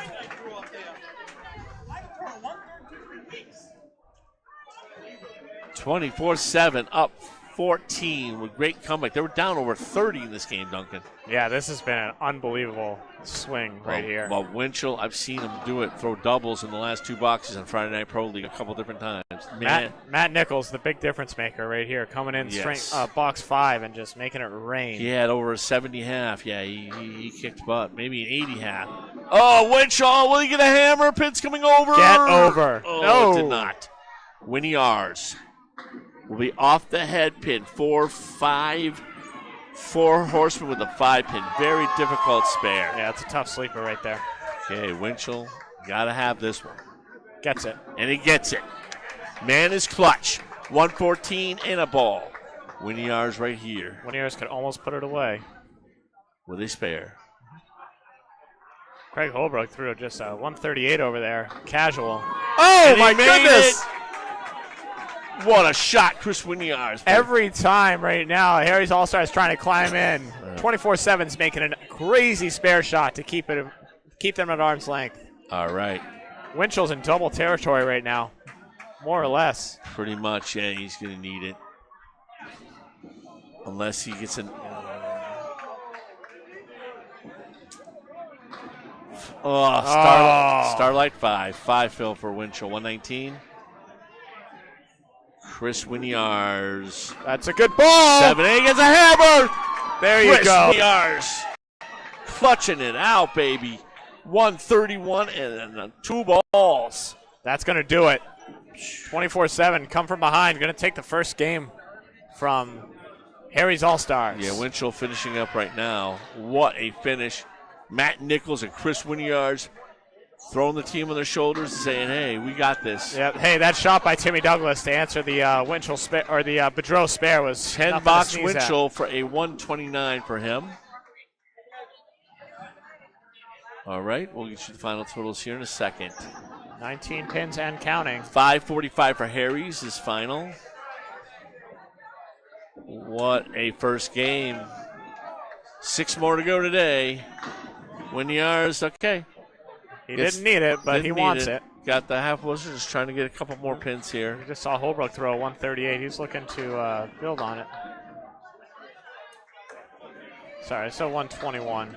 And ends up with a 9 there. Beautiful. 130 game for Chris Wiards. Indeed. As they win by 18 pins, 24-7. Starts out 1-0. Oh, what a great match. Yeah, that was beautiful for them. Our next match will be Window Source versus Academy Lanes. I'm just going to grab me a quick beverage.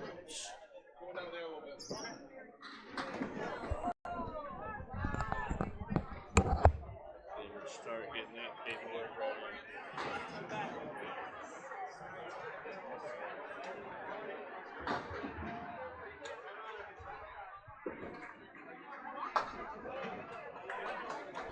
Bob Lee's walking around right now. He's getting some scores, I believe. He's got the notepad.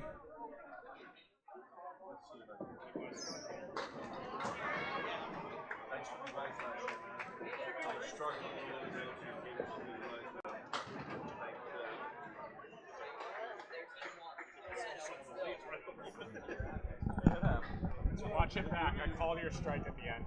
I said it. I was like, Maddie's throwing it back here. I absolutely knew it. Great job, man. That was a fun way to start my weekend. I had like 3 We've been so close calls. You won it with a victory. You started with a win. Who cares? Hey, Grace. I feel like a team. You were on the head today. She had some splits. That 2 and 1 I thought I had. It's the same thing as sportsmen. You're going to turn it on. You just be patient, all right? You'll be okay. You're throwing a great ball. You're right there.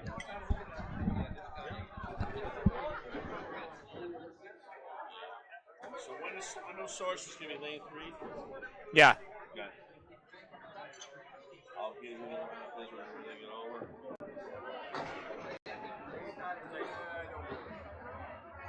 Last year we like stopped and restarted for every game. I don't know what Bob wants to do. I just stay out of the way. Oh, well, you hear the. If you go off air, like, I gotta tell you the story. I'll tell you. I don't know if we are, but I can. I'll hop off for a second.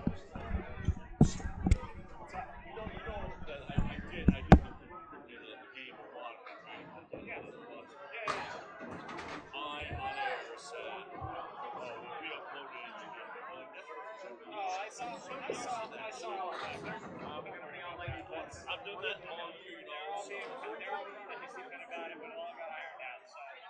It's all good. Like I said to him, I apologize to like everybody. And then I sent him personally and everything back. So it's like. Just a couple of quick things. You do not need to pass in any scores. Everything's computerized, but please write down the scores in your booklets just in case there's a discrepancy. We can go back to it. Please wait to move your balls until everybody's done. Don't affect the lanes around you. Be aware of your surroundings. And all foul lights are working. So be aware of that. And you can warm up before the match starts as long as you weren't in the lineup. If you're just in the lineup, you can't throw any balls in the lane, but you can throw them really quick before the match starts and the computers switch over.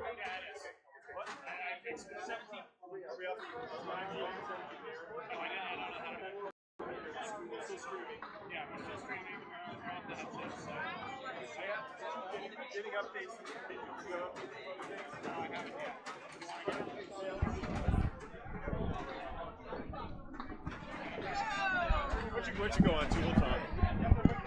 Bob Lee providing some updates. Yeah, I'm going to be getting a more complete set of data from Josh DeBuro in a minute, but we just saw a final of PC Enterprises winning 564 to 515 over the Hurricanes.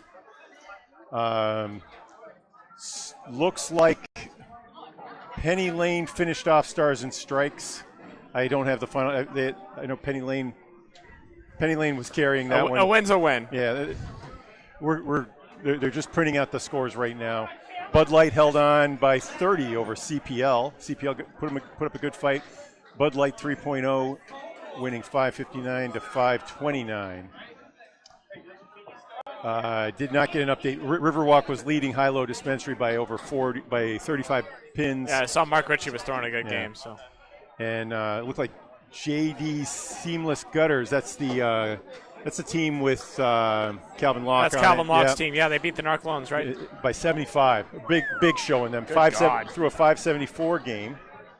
Patriot Paving and Drywall Concepts was still very tight. I don't have a final there.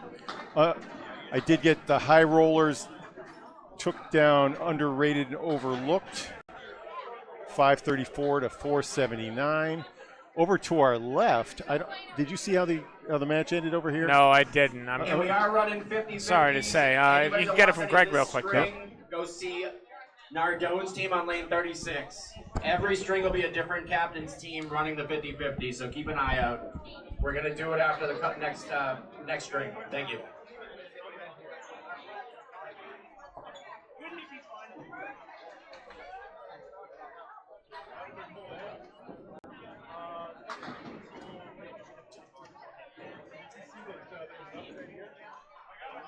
Don't forget the bowling ball raffle for Candlepins for Cancer. Free set of bowling balls, your choice. $5 a ticket. Bucket on the counter up front. Thank you very much.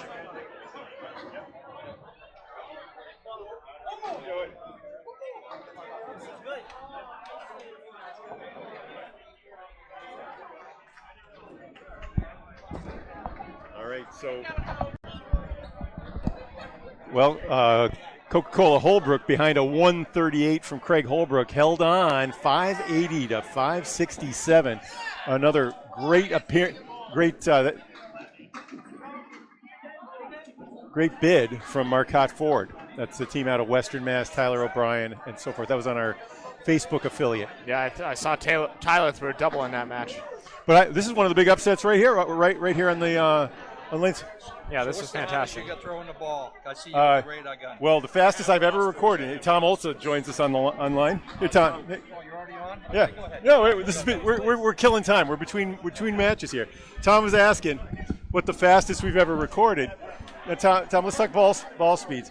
Fastest I've ever recorded with this gun is 46 miles an hour from Keith Beaupre. And another, I also had a 46. Keith Beaupre's done it twice. Timmy Douglas once. I've had a bunch of 45s. And I've used video footage of your old ball. I saw you throwing 42, 43. What, did you ever have a speed gun? I would say about 42. Yeah, that makes sense. Because I can get the distance to 60 feet. So I measure how many frames it takes to go across. And so I get an average speed across the way. So how'd your grandson do? Aaron, I guess he's bowling over here right now. Oh, that's awesome. He had a 130 game. My other grandson, Nate, down the other end, he didn't bowl the first game, so I'm here watching my grandson's bowl. It's a whole different ball game now. What's going on in Florida? What are you doing for bowling? Getting out and doing 10 pin or something? Once a week, that's it. All right. Now I'm up here for the summer. I play golf. At least I try to play golf, and that's it. So you hear Maddie and Evan Riva got a house down there in Florida, and they have a plan to set up a Candlepin alley down in Florida. Who's that? Evan Riva, the Bengal, where they run the. They're the current royalty. It was Maddie Kelly. Okay, Bob Kelly. Okay, yep. His daughter, and they bought a property down in Florida, and Evan said watch for it. It's going to happen. He's got the pin setters set up. He's just got, there's a lot of logistics and stuff. But we're trying to get the game to, stop contracting and hang on. It's a culture and heritage thing for us now. Oh, you're doing a great job. There's a lot. I watched the match you had last night. Oh yeah, and that was a good match. And Aaron was brilliant. See what's going on here. I had him up as Nate in the first frame, but did you notice that in the scoreboard? Yeah. I've seen a lot of them lately.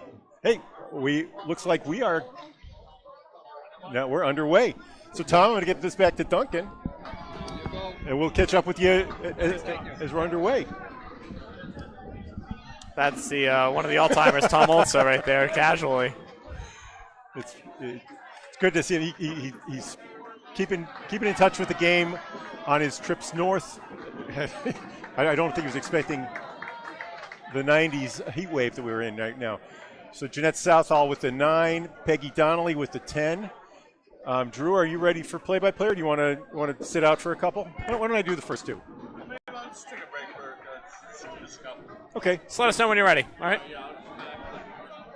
All right, Jeanette Southall. This is Ryan Southall's family, right? I believe so. I believe it's a mother-son situation. Oh, that's a good pitch. Oh, all right. All right, Peggy, that's the triangle 6. It is indeed. Oh, that's a half Worcester on that leave. That's challenging. 5 pins left standing for Jeanette. Peggy, no! Triangles suck. A little bit thin on the right side. Just a hair, though. Look good. All right, this is a big ball here. This is almost like a spare fill difference here. Oh, yeah. Get 3 or 4 out of this would be big time. Okay. Okay. How about 4? How about 5? Wow. Just the way she planned it. Just the way she drew it up right there. Jeanette Southall with the 19 through 2, Peggy. Wow, you show bowlers those 2 leaves. Who do you think ends with more pins? Unreal. All right, Amy Dubé, our Sunday Pro League at Exeter president, and women's record holder in, I want to say the 10-string record holder, but I'm going to be wrong. Oh, she's a killer. Yeah, oh, my goodness.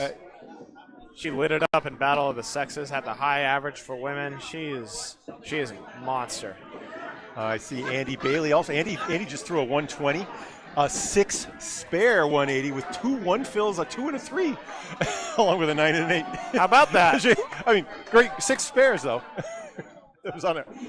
They're in gray, so I think we should change this so the window source is in gray. Go ahead. I'm going to do that. Please play with the colors. You do the play-by-play while I fiddle around with it. Of course. Amy's going to make a good bid on that 2-in-1. Only get 2. Tell you, if I got a 6 spare 118 or whatever, I'm furious. Nice spare pickup, Andrea Bailey. We'll get the score sheets updated once Paul's done changing it. We are not in a rush, though. We got plenty of game left. Aha. We have our official scores from the first match. Standings, and then there's scores from their first lanes on there as well. Okay, thank you. Josh DeBuro just handed us a treasure trove.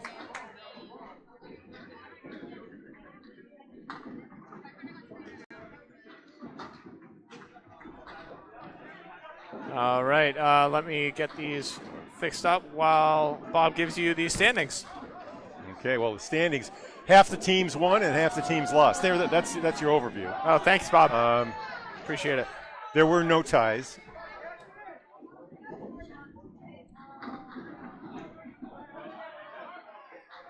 Okay, we already told you that Coca-Cola Holbrook defeated Marcotte Ford.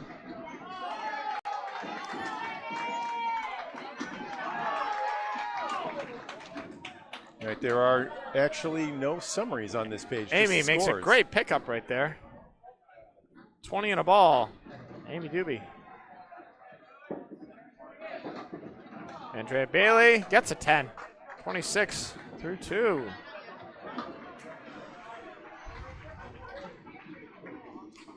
Well, really quickly, I can give you the winners in the first round were Huff Power Sports, Coca-Cola Holbrook, JD Seamless, 24/7, which is right here on our television lanes. Yep.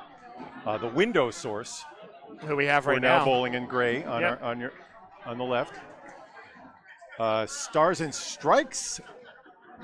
Pulled it out. PC Enterprises with a victory. Bud Light 3.0.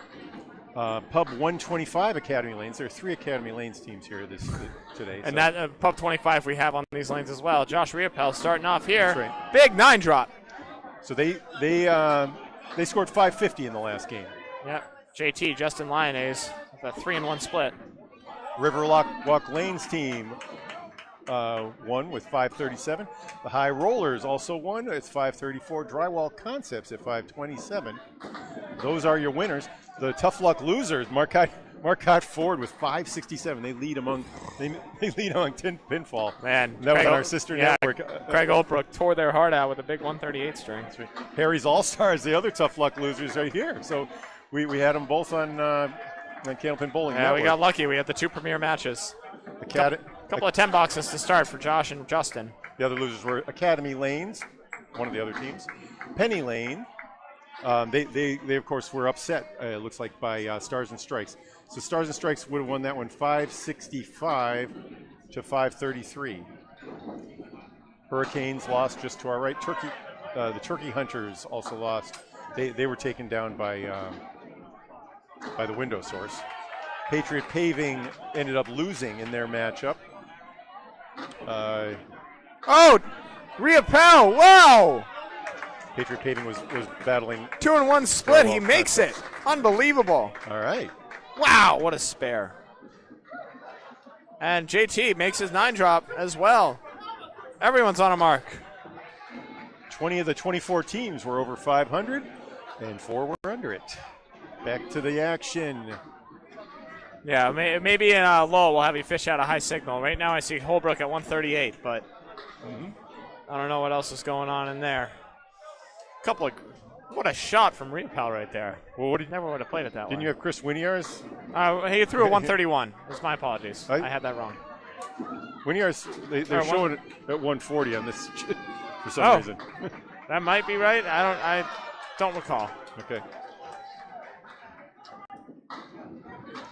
Oh, you know what it is, right? It should be a 40. Yeah, it's a 140. He had the high single. There you go. Holbrook the second, and then Richard Beveridge, 136, and Tyler O'Brien bowling up against had a 136. Yeah, big double strike right there. Fontaine, wow, what a hit. Great spare to start for Aaron Fontaine, grandson of Tommy Olszta, who we just had on. Jeff Walsh gets a 10 box. Window Source with a 16-pin lead. Both teams with 2 hits coming. One of them coming right here, though, in Aaron Fontaine's hands. On lane 15 on your left. Tell you, he's one of the hottest bowlers in the world right now. Guy is unbelievable. His performance at the Easter Classic was astounding. He really thought he'd won. He thought he had the game for it, and Austin Barnes he had a tremendous support team around him. Barnes had bowled that well a few times. He'd never held on to it for like. Absolutely. Fontaine, big ball, 7 drop on the spare. Of course, Barnes with a big 200 that day. Yeah, absolutely insane. Oh, Jeff Walsh chops out his object. Good bit on that 2-pin, it won't go. Fontaine's got a heck of a shot right here. 2-1 with a weird piece of wood. He's going to try and make it spin, kick it over, and it won't go, just behind. I really like these uniforms, this Pub 125 uniforms. Pretty cool. I don't know, they're mod. As opposed to the understated gray from the Window Source. It's the Window Source on a... windows are pretty plain as they go. A Seattle summer day. Yep. I think Drew wants to hop back on if you would like. Oh yeah, no, we're gonna finish up these anchor bowlers and then I'll swap out and Drew can hop on in. Hey, Jack Berrigan, let's get him on the speed gun. He's please do. Thrown 44, 45 before. I want to see if what he's like this year.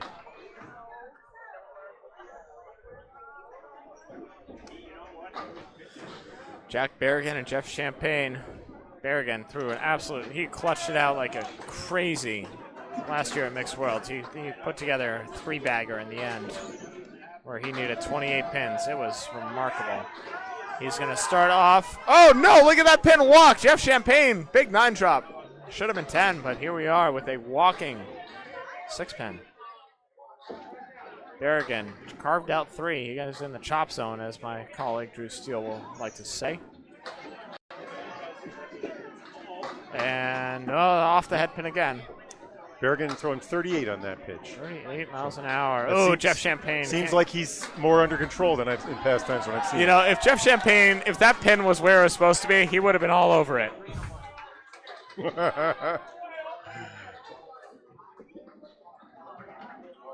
Great out. Oh, great 10 box.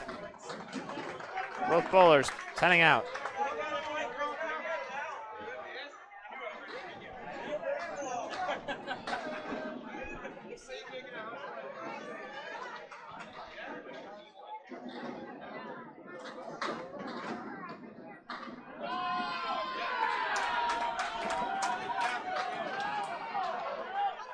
Chris Wiards with a strike just to our right on lane 17. Oh, he's still hot. Yeah. Had the high single in the first. Yep, $140. I had it wrong. Whoa, Berrigan with the hammer. Good God, it's all gone. Champagne, Caleri, tough break. Man, when Berrigan hits that pocket, it is one of the better balls out there. Champagne puts a good bit on it. Whoa, just a little light. Skies the head pin. Comes back, takes the 10, but nothing else. All right, we'll get a read on Jack later. I got a misread on that last pitch. I'll get him next time around, all right? You want? Bob. All right, hey, what's that? Back again, Duncan. Order number 100 and 112 already. Order number 100. Okay, 2 boxes in. We're looking at 12-pin lead for Window Source.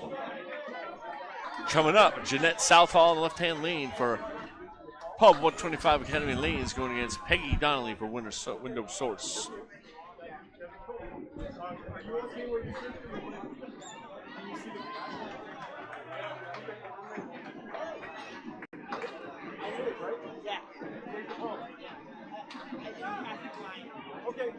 All right, it'll be a 6-drop for Peggy Donnelly. Jeanette Southall gets to the chop zone, takes out the 2, 4, and 8. I'll keep doing this. All right, gets the object pin, but that's it. Leaving a 2, 4, and a 10. Oh, that's not much better. Yeah, chop there. Takes out the 1, 5. Yes, indeed. Both bowlers need it out. Tied right now, 19 pins apiece. Yeah. Okay. Peggy Donnelly with an 8. Jeanette Southall coming back with a 6. That's a 5 actually. Sleeper 5 pin, on the 9 sleeper pin pin, left yeah. standing.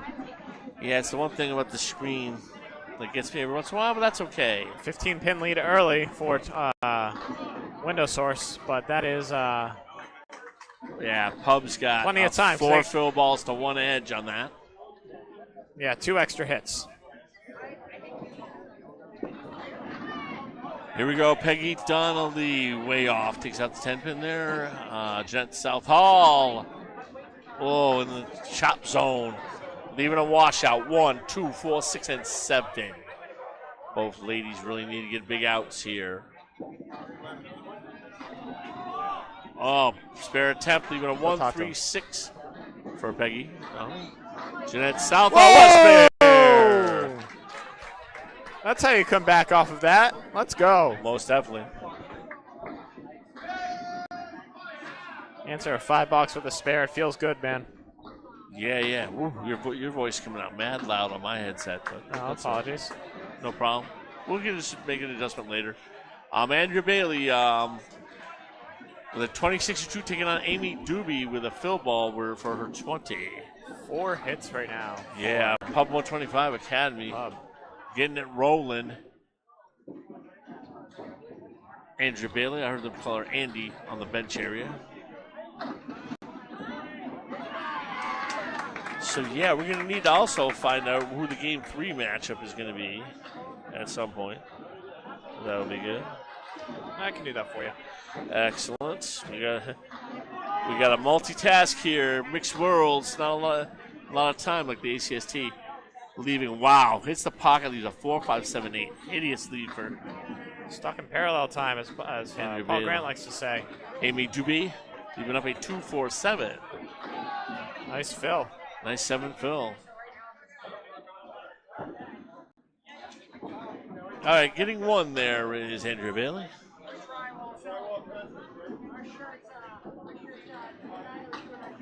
Oh! Amy Doobie with a great spare shot right there. 37 and a ball and 3.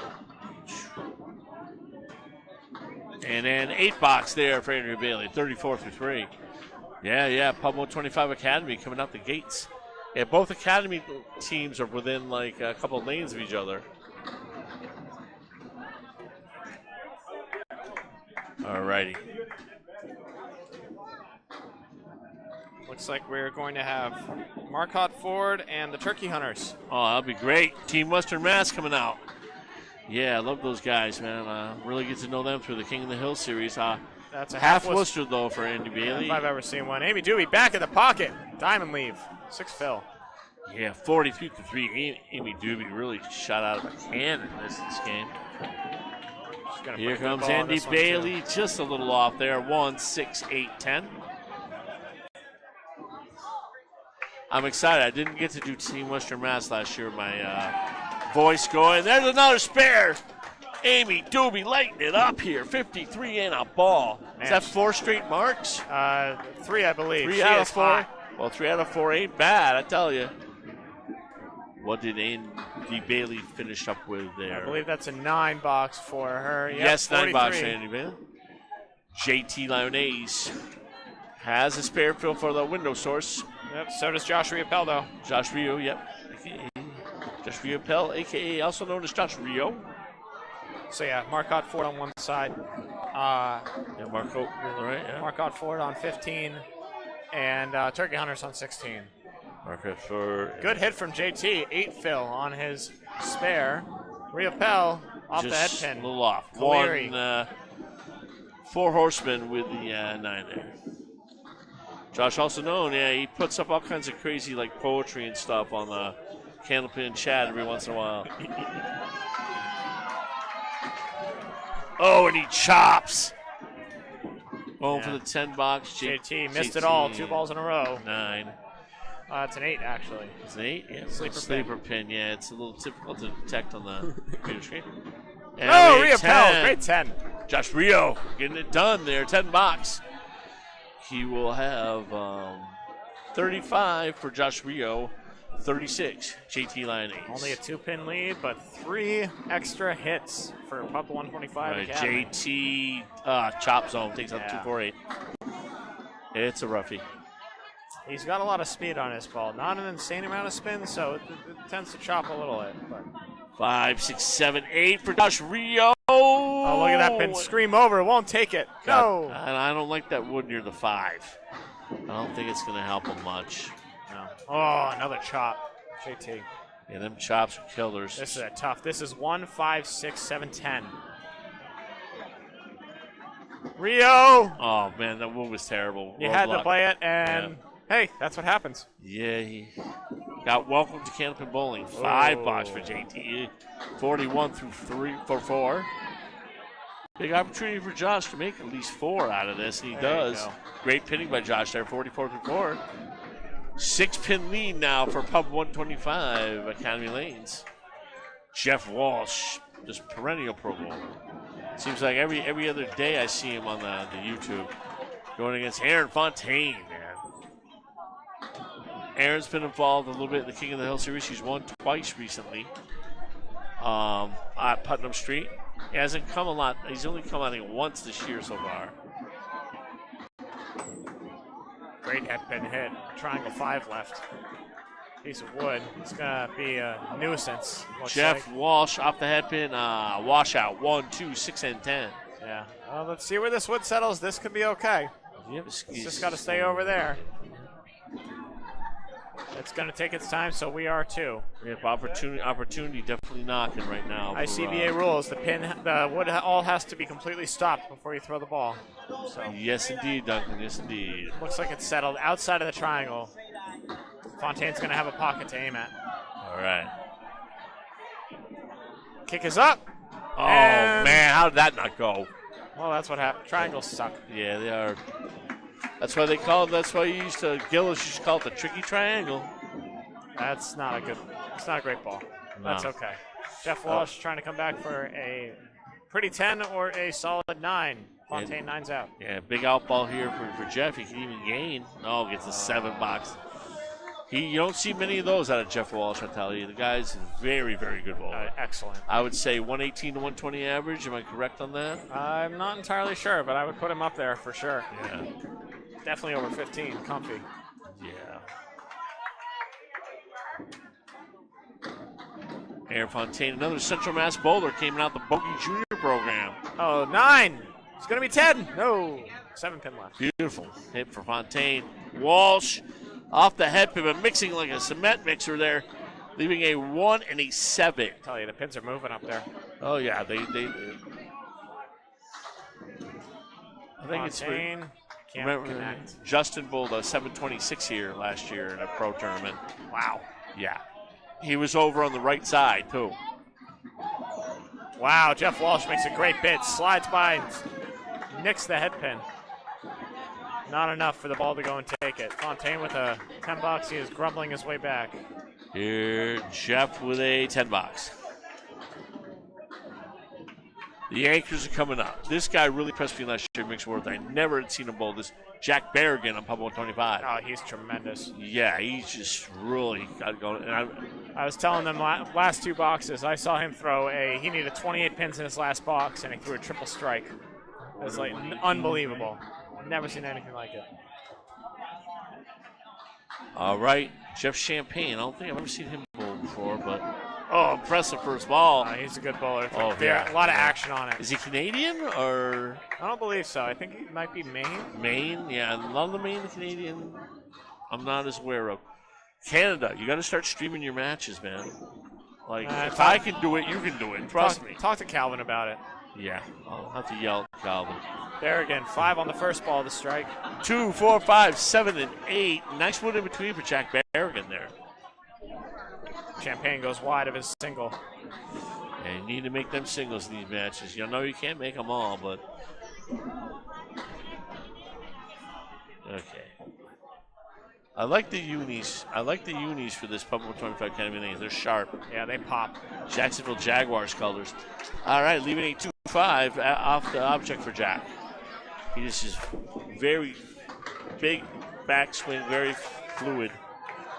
Jack Berrigan. $10 there for Champagne. Going for the $10 here for Berrigan. And he gets an $8, 36. One more box here for the Anchor Bowlers as we're going to get complete box 4 in match number 2. Also, Window Source has another very explosive bowler, Mr. Keith Beaupre, that they can put in at any time as well. I mean, he is potent over 120 average. Champagne off the head pin, but gets a break. 136. The post is Paul Grant likes to call it. Yes, indeed. Both these teams won their first match. So someone's ending in the lost column. Oh, Berrigan in the chop zone. You got to hate it.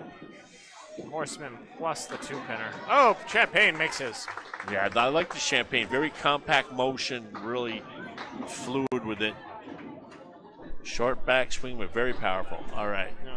See, this is a big shot here for Berrigan. Try to answer that mark.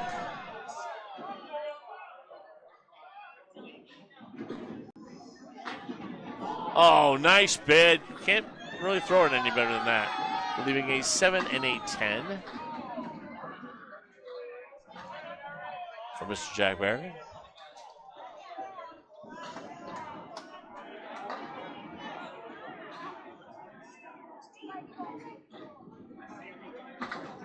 And he gets a $9, Jack Berrigan. That will be 45 for 4. 9-pin lead still for Pub 125 Academy Lanes. 2-1 edge in the fills. And they start with a fill right here with Jeanette Southall.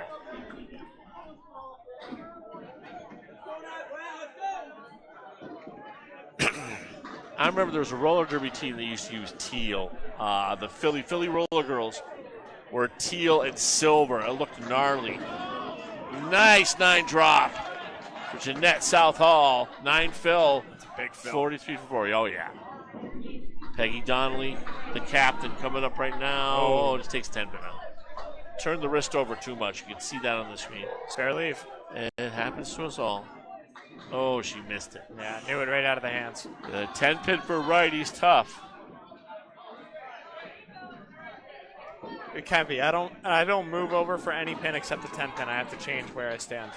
Another off the object pin. 1, 2, 4, 1, 3, 4, 6, 9.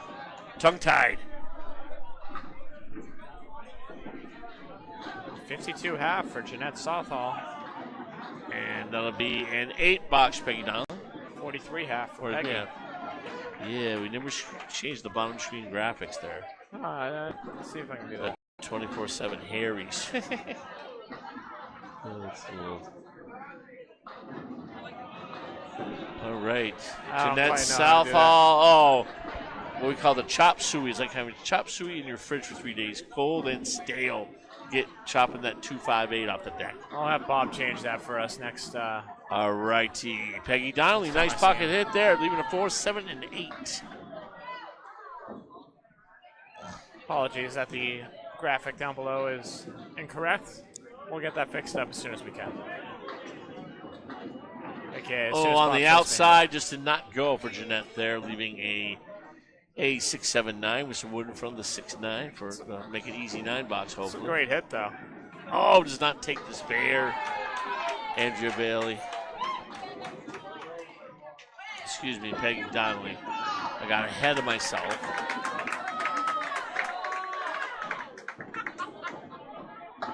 And that'll be a 8-box for Jeanette. And a 10-box for Peggy Donnelly. That's a gainer there for the window source. That's actually a 9-box. I believe that second ball came out of the gutter. Oh, it did. Okay, there'll be 9-box then. Like I said, action's fast and furious. In the teal, that's Amy Doobie for Pub 125, going up against Andrea Bailey for the window source. Scores are confirmed. 18-pin lead early for the window source. You mean Pub 125? Yes. Yes, hey, no problem. It's all good.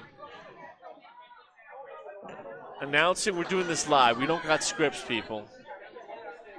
This ain't reality television. We don't got scripts. No, it's the real deal, Holyfield. It's the real deal, right here. yes, indeed. we got to go. We're jogging on a razor blade, basically. Dick's out of 4-8 there. Yeah, it's the first ball that got away from her, really, this half. There comes Peggy, just off the pin. 1, 3, 6, and 9. That'll go. Just bury the 1-3 pocket. You should have a spare.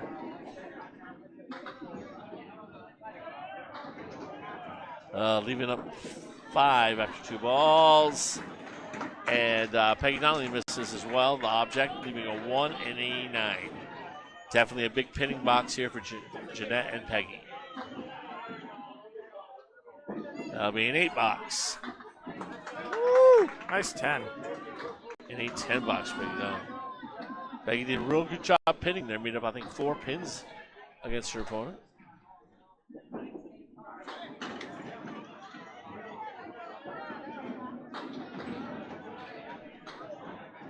So, yep, Amy Doobie on the right-hand lane.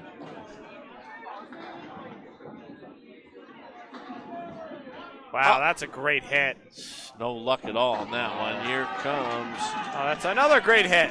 Oh, gets a little more luck. Opportunity. There you go. Andrea Bailey, nice pocket hit, leaving 8-4 and a 7. Oh. I don't like this wood, Drew. I think you got to go around it. Yeah. The wood itself would be fine, but there's the piece behind it that's kind of bracing it. Let's see what she does. Oh, she's going to go for it, though. Yeah. Oh, and it's going to go anyways. Hits it nice and light.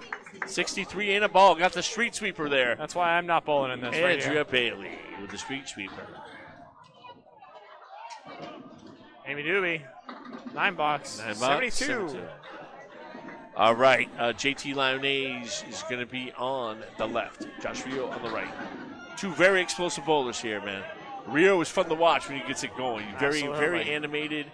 For those of you who have not seen Josh Rio Bowl, very animated.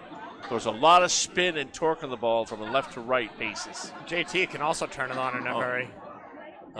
Accomplished bowler in his own right. 2, 4, and a 10. Bad break for Josh Rio. JT, a lot of velocity. He's in the 40 range. More of a flatter ball than Josh, but yeah, he rips it though. Ton of velocity. Leaving a 1, 4, 7. Oh. Good. Is this your first time at Academy, Drew? No, I've been here. I did Worlds. Just unannounced. I ended up doing a couple of matches, including high grade Millbrook against Price's Wood Flooring with Paul Grant. Paul needed to get food, so they put me on the mic. I was just there as a spectator that year. So that was fun. And yeah, I've been here for other events. Twice I streamed out of here this year for ACSA. Okay, back to the action. 54 for Josh Riopel, 65 for Justin Lyonnaise, also known as JT. Chop zone. JT. That looked like a legit pocket hit. He still gets a split. It was a little heavy, but 3 and a 4 with a flat plank. You're going to carry all those pins over there. You may as well take the 3 with it instead. Yeah, you got to try to helicopter that. Maybe, honestly. Ooh, Rio just a little off, leaving, what is that, 110? And oh my God, he sent the National Guard after that 4 pin. Did not go. He almost hit it 4 times. He had hit it no times. 3 or 4 pins over at it. Anyway. Able to get out. 63 for Josh. 59 for Justin Lyonnaise. JT. Okay, Aaron Fontaine coming up. Amy Doobie leading the way thus far for all bowlers. Aaron Fontaine was a scratch Outrun the Bear champion, as well as a friend of mine does a tournament for his dad, the Ron Richard Memorial Tournament. He won the 2nd annual version of that in 2023. Just won the overnight 10-stringer in spare time, too. With ball like that, what an absolute missile. Stop. Hammer time. Aaron Fontaine loads with a big strike. Woo! Yeah, the overnight 10-stringer at spare time. That was handicap. He came in with one of the highest averages and won it anyways. It was incredible. Yeah, I think he bowled scratch. He has won and bowled scratch at the Putnam Street King of the Hill. Yeah, he bowled, I think, a terrible bait for Walsh. I thought he had his average was well in the 130s for that night. It was incredible to watch. Very explosive. I wasn't there for that one, but good. It was at like 3 a.m. Yeah. No one should have been. I was doing the Richard tournament that day. Oh, sure. The one he was the defending champion of, but he did the 10-stringer instead. Of course. Yeah. All right, back to action here. Fontaine's smelling a double right 55 and 2 balls. Walsh with a 45. Joe Walsh is a bit off. You don't see Jeff Walsh with a 45.5 too often, I'll tell you that.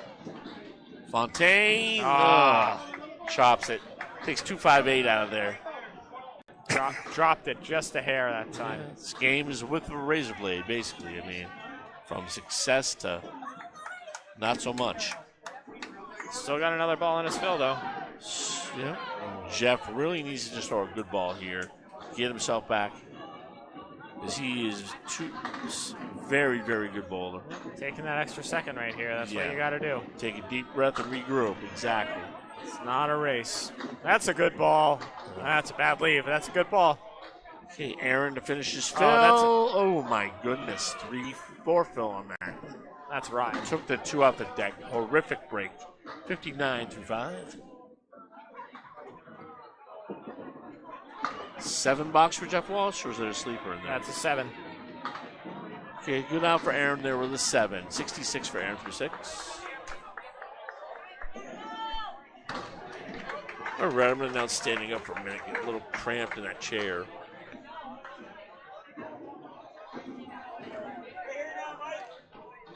Jack Berrigan on the right-hand lane, and Jeff Champagne with a spare fill on the left.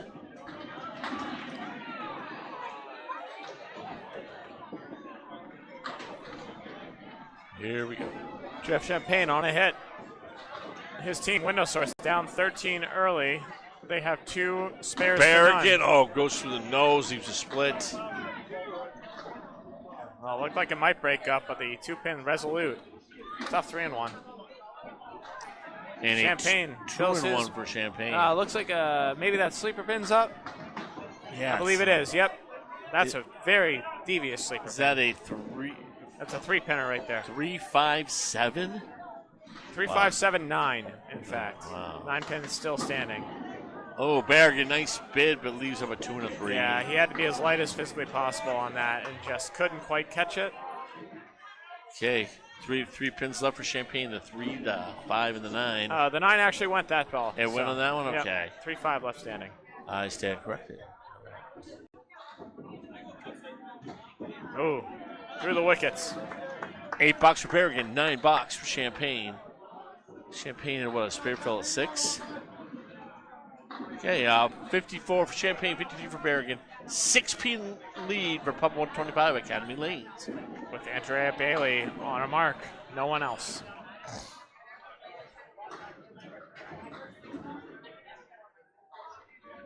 Both teams on pace to hit over 500, but not by much. This is not. Berrigan in the pocket, 6-7. 7 and holding. How that pin stay on? That's okay. That's okay. Pretty nice wood, though, right? It's the same hit either way. Yep. No, that wood is slated. If he hits the red line of that wood, it's going to plow everything. Easy. Champagne has a clean horseman. No wood they'll shoot at. Just like the other match, very close. Nobody really out to a big lead. I think the biggest lead I've seen was like 18. Yeah, this one's much tighter through and through. The other one needed a major comeback. Yeah.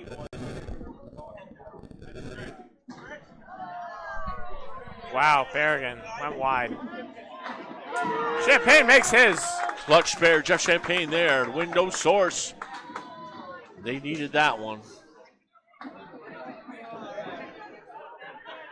Let's see what Berrigan, boy, the pinning has not been that strong for Public 25 so far. They've left a lot up. 61 for Jack. Might come back to bite him.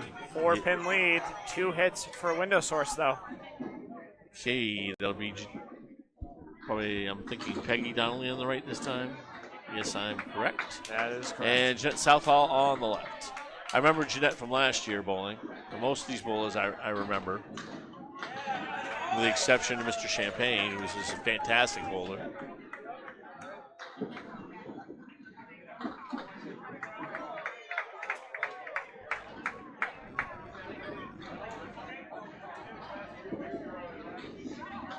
Oh, way off there for Peggy.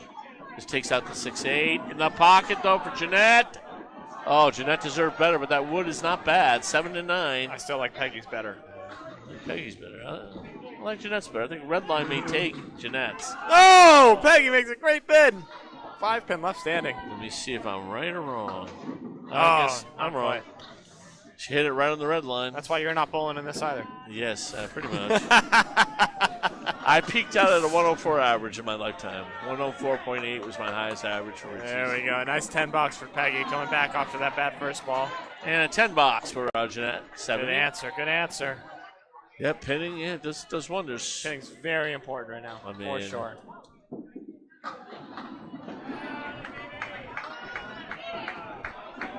That's why I always mention that stat that Micah Imperato gave us, the 10 boxes stat and the perfect boxes stat. Very important just to clean those decks off. All right, 6 for Peggy. Here comes Jeanette in the pocket again and breaks the split up. There you go. 3-6-10. She has a spare lead. One pin to hit. Peggy with a washout here. 1 and 2, 6-10. Let's see if she wants to go inside or outside. Oh man, just a hair heavy. Just a hair too much on the inside. But it was a nice bit. Yeah, Jeanette goes wide. Yeah. Both bowlers open in the 8th. Yeah, it's gonna be down to the wires. Oh, tough 8 box. 8 box. Every pin, like I say, is worth its weight in gold. And 8 for Jeanette. Okay, 78. No love lost between these two. 4-pin lead for Pub 125 right now. But Andrea Bailey could make a lead change right here for Window Source. Yep. Amy Doobie, the leader in the clubhouse thus far, 72-6. However, that could change with Andrea Bailey and Jeff Champagne on hits. Things can change real quick in this game. That's just how it is. All it takes is 1 or 2 good balls. Yep.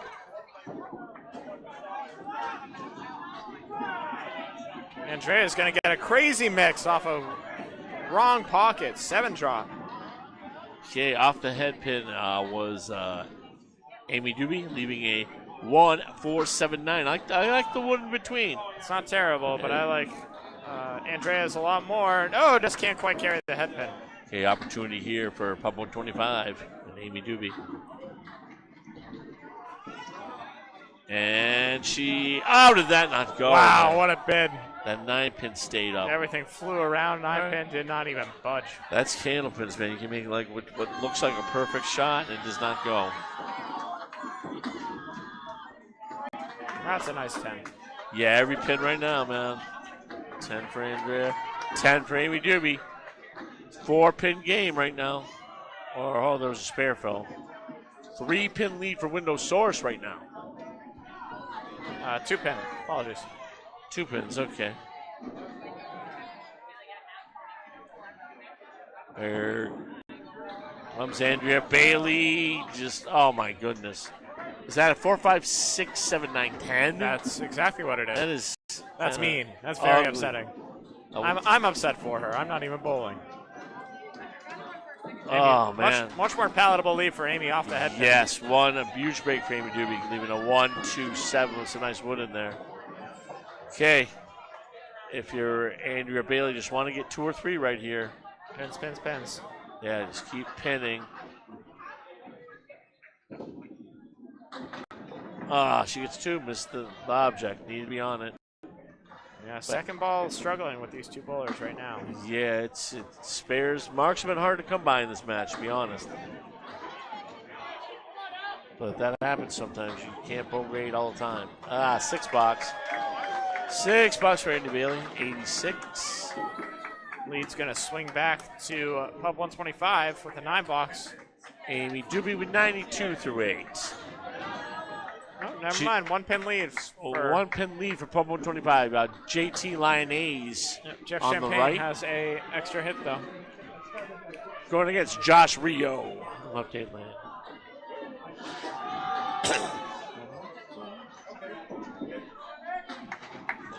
I want to change that. Yeah, sorry. It'll be Kaliri left there. Sorry about that. Got it. So Thank you. you I got it. Where the bowlers are. I got it. Throat got a little congested there. Okay. 1, 3, and 6 for Josh. JT just off leaving the headpin there. Opportunity here for Rio to really extend the lead for Republic 25. And he misses everything. Needs the out for Josh Rio. JT way off on his $10 there. Got a 9. 68, JT line A's in the 7th. Josh Rio, 71 in the 7th.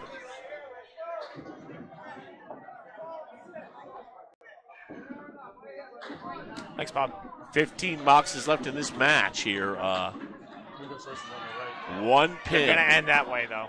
I'm just putting where they start. I'm not. Oh, man. JT in a beautiful pocket hit gets a darn 7-10 split. Oh, that hurts. This one? Rio in the pocket gets a nice break. He's got the 2, the 5, and the 8 with Lumber Liquidators on the deck to help him. JT gets a 7. No luck at all for JT. That was tough to watch. Sorry, just playing catch up here. Yes. That was an 8 for Rio. That's not what I wanted to do. Oh, Rio gets it. He was a little bit, had the bowling gods on his side on that, put it that way. Was that a 10 for JT? That was a 10 indeed, yep. All right, so that was a 68 and then a 78 for JT. And 81 and a ball for Rio. Good, we're back. All right, Jeff Walsh with 52 through 6 going against Aaron Fontaine with 66. Ladies and gentlemen, we are even. Even Steven. 14 boxes to go in the match. 1 hit apiece. Yes, indeed. Fontaine.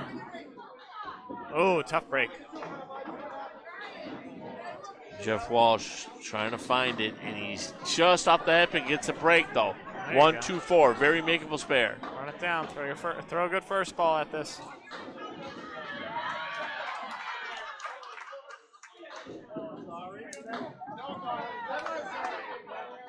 Fontaine makes a good bid at it. Can't carry the 7, though. Walsh.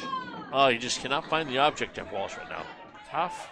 I mean, I've seen him, I never remember, maybe I've seen him bowl like one bad game all year and all the Friday Night Pro League stuff. He's just so darn consistent. Fontaine all over his objects right now. 61 through 7 for Jeff Walsh. Pinning, pinning, pinning. 1 pin lead for the window source here, and they got a fill ball working.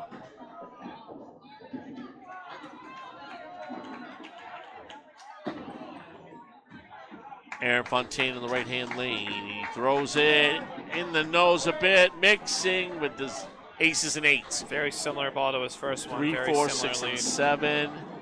Oh, no luck at all for Walsh either. It was a nice pocket hit. Both bowlers got hosed there. 2, 4, 7, and 10. It is going to be down to the wire this game. Aaron misses, leaving up a 3, 4, 7. And takes 3 out. Good job by Walsh. That was the first time I've seen Walsh hit 2 object pins in a row. Yep. In a long time. So that's a good sign for him anyway. Take that mojo going into the last 2 here. Yep. Both bowlers pick up a 10. need to get these outs here. Yeah, Fontaine's looking for a 9 here, so Jeff Walsh. Yeah, Fontaine good chance to pick was up really a 10. he's trying to regroup right now. He's taking a deep breath. He's getting ready to fire. There's a good 2-pinner. Perfectly executed ball there, Fontaine. Let's see if Jeff can make one, though. And he does. Makes one for his team. 70 for Walsh. 71. 71 for Walsh with 10, excuse me. Even Steve at 383. Jeff Champagne with a fill ball in the right lane. No blood drawn that trip. This is the fill right here. Yep, this for, is for window source. Yep.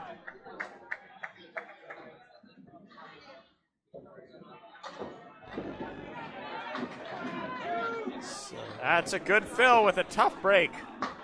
7 fill. Okay, Jack Berrigan coming up on lane 15 here. 7, 9, 10. A lot of wood on the deck, though. Berrigan off the head pin in the chop zone, leaving it a true washout. 1, 3, 4, 6, 7. Champagne misses everything. Okay, opportunity knocks here for Berrigan. He makes a nice shot here. Really is going to help his team out as they trail by 7 right now. Berrigan, he's off the object again, leaving a 147. Still pick up pins here. Champagne with an 8-box. Yep, Berrigan can make one here anyway. If he makes a spectacular shot, make two. No, don't get greedy. Get 2 pins. Wow. That's where he's going, and he gets them. Took the 2 there. Smart move for Jack. 70-7. 6-pin lead for Window Source. 1 pin, 1 As we're ball to hit, though. winding down. Yep. Ball in hand for Academy. Yep. Ball in hand for Pablo 25 with Josh Rio.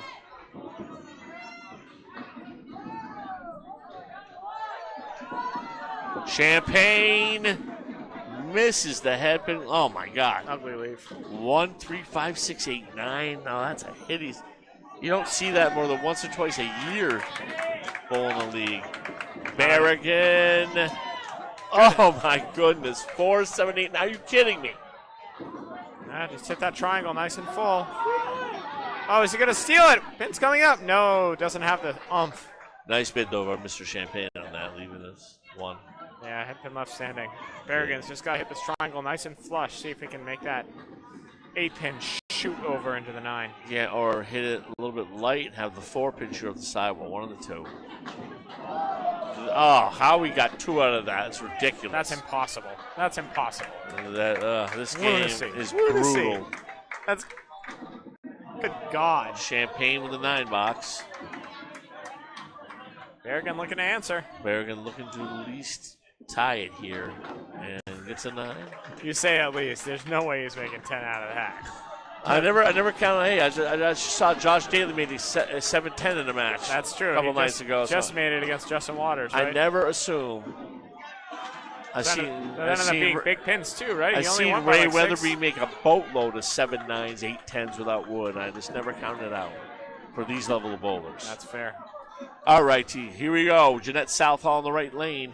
It is a 6-pin lead for the Window Source, and Pub 125 has a fill ball. Oh man, half Worcester. Not on a spare. Just got to work it out. Here we go. Peggy Donnelly in the pocket.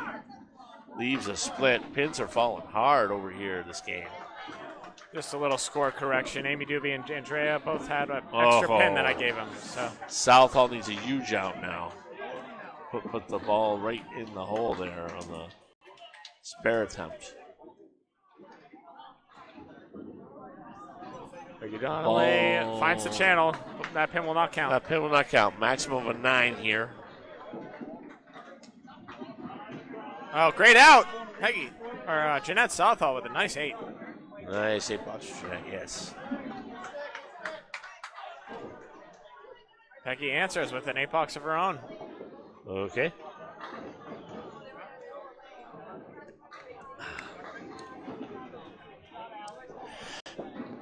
Sorry about that, Vince. All right, back at it. Jeanette. Okay. Okay, Andrea Bailey coming up right now. 6-pin lead for Window Source.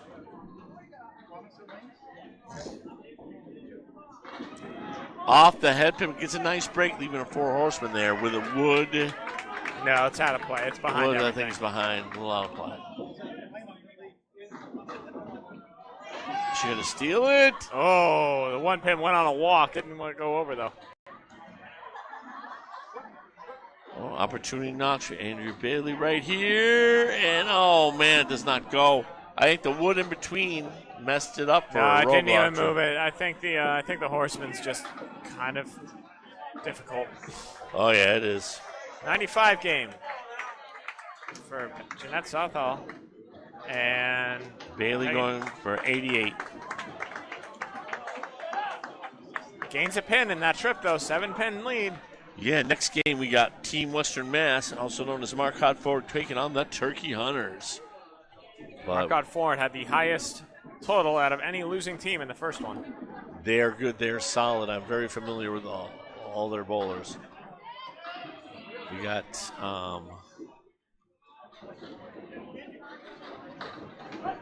Amy Doobie coming up right now, taking on Andrea Bailey. Amy Doobie just misses the head pin there. Four Horsemen with a 7-9. That's a good ball. Oh, just off. Still a good mix on it. Yeah, 1-3-10 for Andrea Bailey there. Okay, let's see if Amy Dewey can make a big circus shot right here. Oh, what an attempt. Left the 10 pin up. Wow.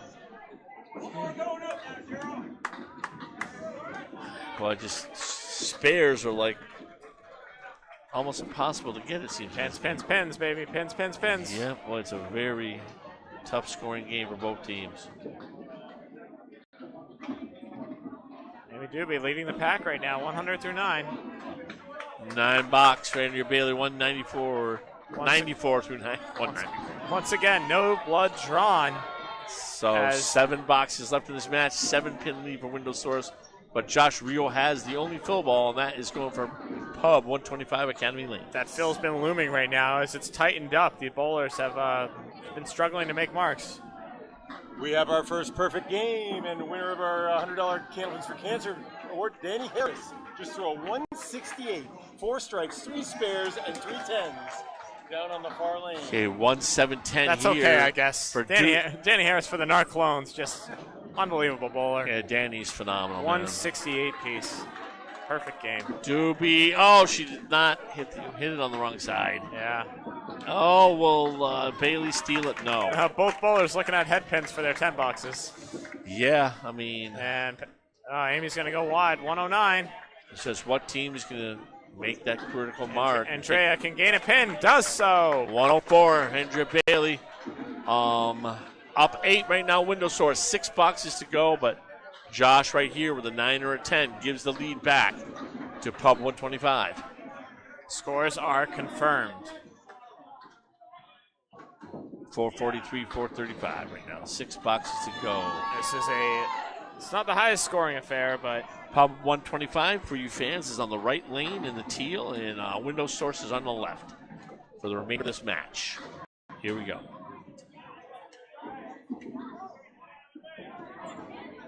Rio, big ball, 9 drop. Is it going to be a strike? No, man.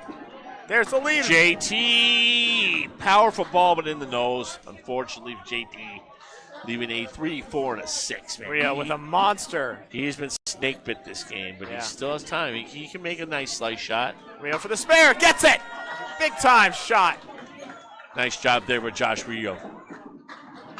Oh, he goes for it. Will he get it? Oh, man. The wood flattens out. JT can't quite pick it up. He was trying to play it on the outside, slice it over, but here we go for 10 box. There it is. 10 box. JT Lanes, 8 through 9. Yeah.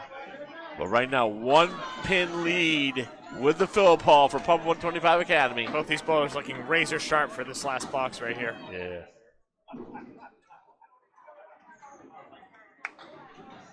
Five good balls in that 9th box. Let's see if they can keep it going for the 10th. Rio on a huge fill. Oh, no, it's going to be a Kaleri.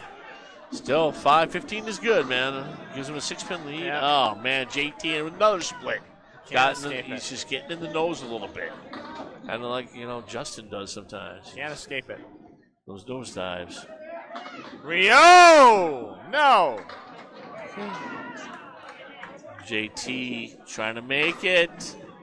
Oh, interesting. Goes going for the 2-pin. That was the 4-7 that he went for. Yeah, I think he was trying to hit the cap in that, spray it off the wall or something, but he just hit it way too heavy. Yeah, Rio puts a great ball on it. 114 for Josh Rio Pell. And a 10 box for Justin on Ace for a 98. I think Justin gained a pin back. 5-pin lead, 4 boxes to go, Duncan. This is why we're here, man, to see matches like this. As crazy as it gets. Aaron Fontaine looking to turn it on. Jeff Walsh looking to do the same. Yeah.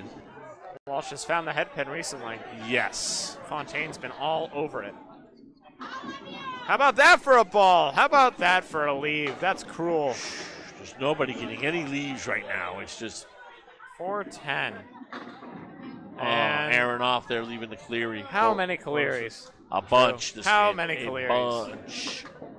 Bunches of Clearys, as you would say. Jeff Walsh looking to make a pretty one, just drives it back. Okay. Pinning right now. Pins. Let's see if Fontaine can make this. He's going to give it a run. Oh, my God. He got robbed.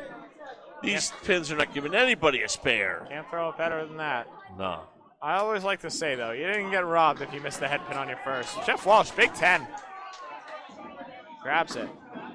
And Fontaine, the wood robs Fontaine. A 94 for Aaron Fontaine through 9. 91 for Mr. Jeff Walsh. Or 81, excuse me. It is a 6-pin lead for Pub 125 Academy. Yeah, Jeff Walsh gains a pin. He's been struggling all string, but he's just, if he wins this box, he's done the job for his team. Yes, sir. That won't help. That's $1 for Candlepins for Cancer. Yeah, he dropped that. There's a spare leave, as I like to opportunity knocks for Mr. Fontaine right here, and he takes it. Wow! He kicks the door down. Opportunity. Aaron Fontaine channeling his grandfather. Throws an absolute missile. Yes. Oh, sorry, please. What were you saying? Open up your kaboom box. Aaron Fontaine at the perfect moment of the match, too, for him. Yeah. Meanwhile, Jeff Walsh gets hosed on the head pin. Yeah, it's going to... He took out the 1-3-7 with that one. Well, this is... Needs a big out, and he's going to get 7. The margin of this match is just sitting on a razor blade right now. It's insane. They have 3 pins, but Aaron Fontaine with the strike fill. Aaron Fontaine has a 2-ball fill here. He could load it up now and give his team a lead. If he throws a double, all of a sudden, it becomes a big-time lead. Yes. Spare will give his team a 7-pin lead. What a game between these two teams. This is the best of best here. Best women, best men on the planet for Candlepin Can you get bowling. the stream up and make sure we're all good? Going for a double, 6-7. Okay. This is like the 3rd time I've seen him have this lead. I know. Similar. 3, 4, 6. 3 or 4 times. That wasn't even in the nose. That was just a regular pocket hit. We'll reset after this string. Let's restart it. Okay, 9 fill for Fontaine, 113. That gives them a 6-pin lead for Window Source. The anchors are coming up, Champagne and Berrigan. Folks, apparently we have a sound delay. Thanks, Corey Alici, for letting us know. Apologies for that. We're going to restart the stream after this string. Okay, Hopefully right get now, that solved. Berrigan is down 6. He's up in the right lane right now. Jeff Champagne in left-hand lane. Anchor for the Window Source. This is why we bowl. 6 pins for Berrigan to make up. See what happens. He's explosive. I've seen him do a cut. I've seen him in the 10th box win a couple matches for his team last year. He is as clutch as they come. Yes. How about it? How about it? I guess I called it. Great ball for Berrigan. Here comes Champagne, though. He's in the answers. Oh, yeah. Anything you can do, I can do better, right? 6-pin lead still for Window Source. 2 fill balls for each team. Final box coming up right here. All righty.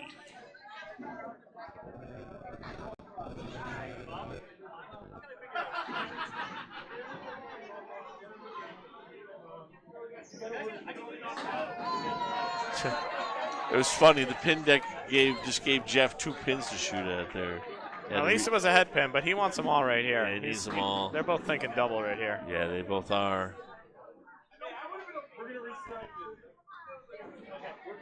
We're doing a restart right at the end of this game, fans. There'll be a little bit of a delay. Thank you very much supporting us here at the Candlepin Bowling Network. Last box. Jack Berrigan trails by 6. Excuse me. 3 balls left for each bowler, no matter what. Let's see if we can make them count. Yes, indeed. Berrigan taking his time, as he should. Big moment. Oh, off the head pin that time. Champagne in the pocket, 6-7. Okay, advantage Champagne so far. Berrigan, though?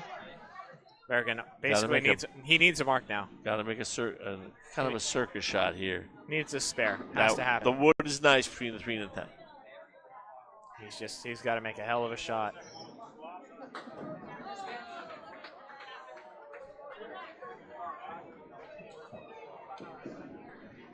Oh, can't quite get it. I think that's going to do it. Not at all. Let it go. 9. All right, 9 for Champaign. That's going to extend the lead a little bit. I think it's over. I think Window Source have it. Yep, I think that's it. Big win for the Window Source. Pumped 125 gave him everything they could handle and more. Yeah, what is it? What are the records now for these two teams? I believe that they were both 1-0 going into this. So 2-0 for Window Source and 1-1 for Pub 125 Academy. 7-pin win there. Coming up in a minute, we got Mark Hartford, Turkey Hunters. We got to sign off for now. Bob's got to reset the machines. Yep, we'll be on in a few minutes. We'll be on in a few minutes. Thank all you fans for watching. Thank you. This button. Ta-da.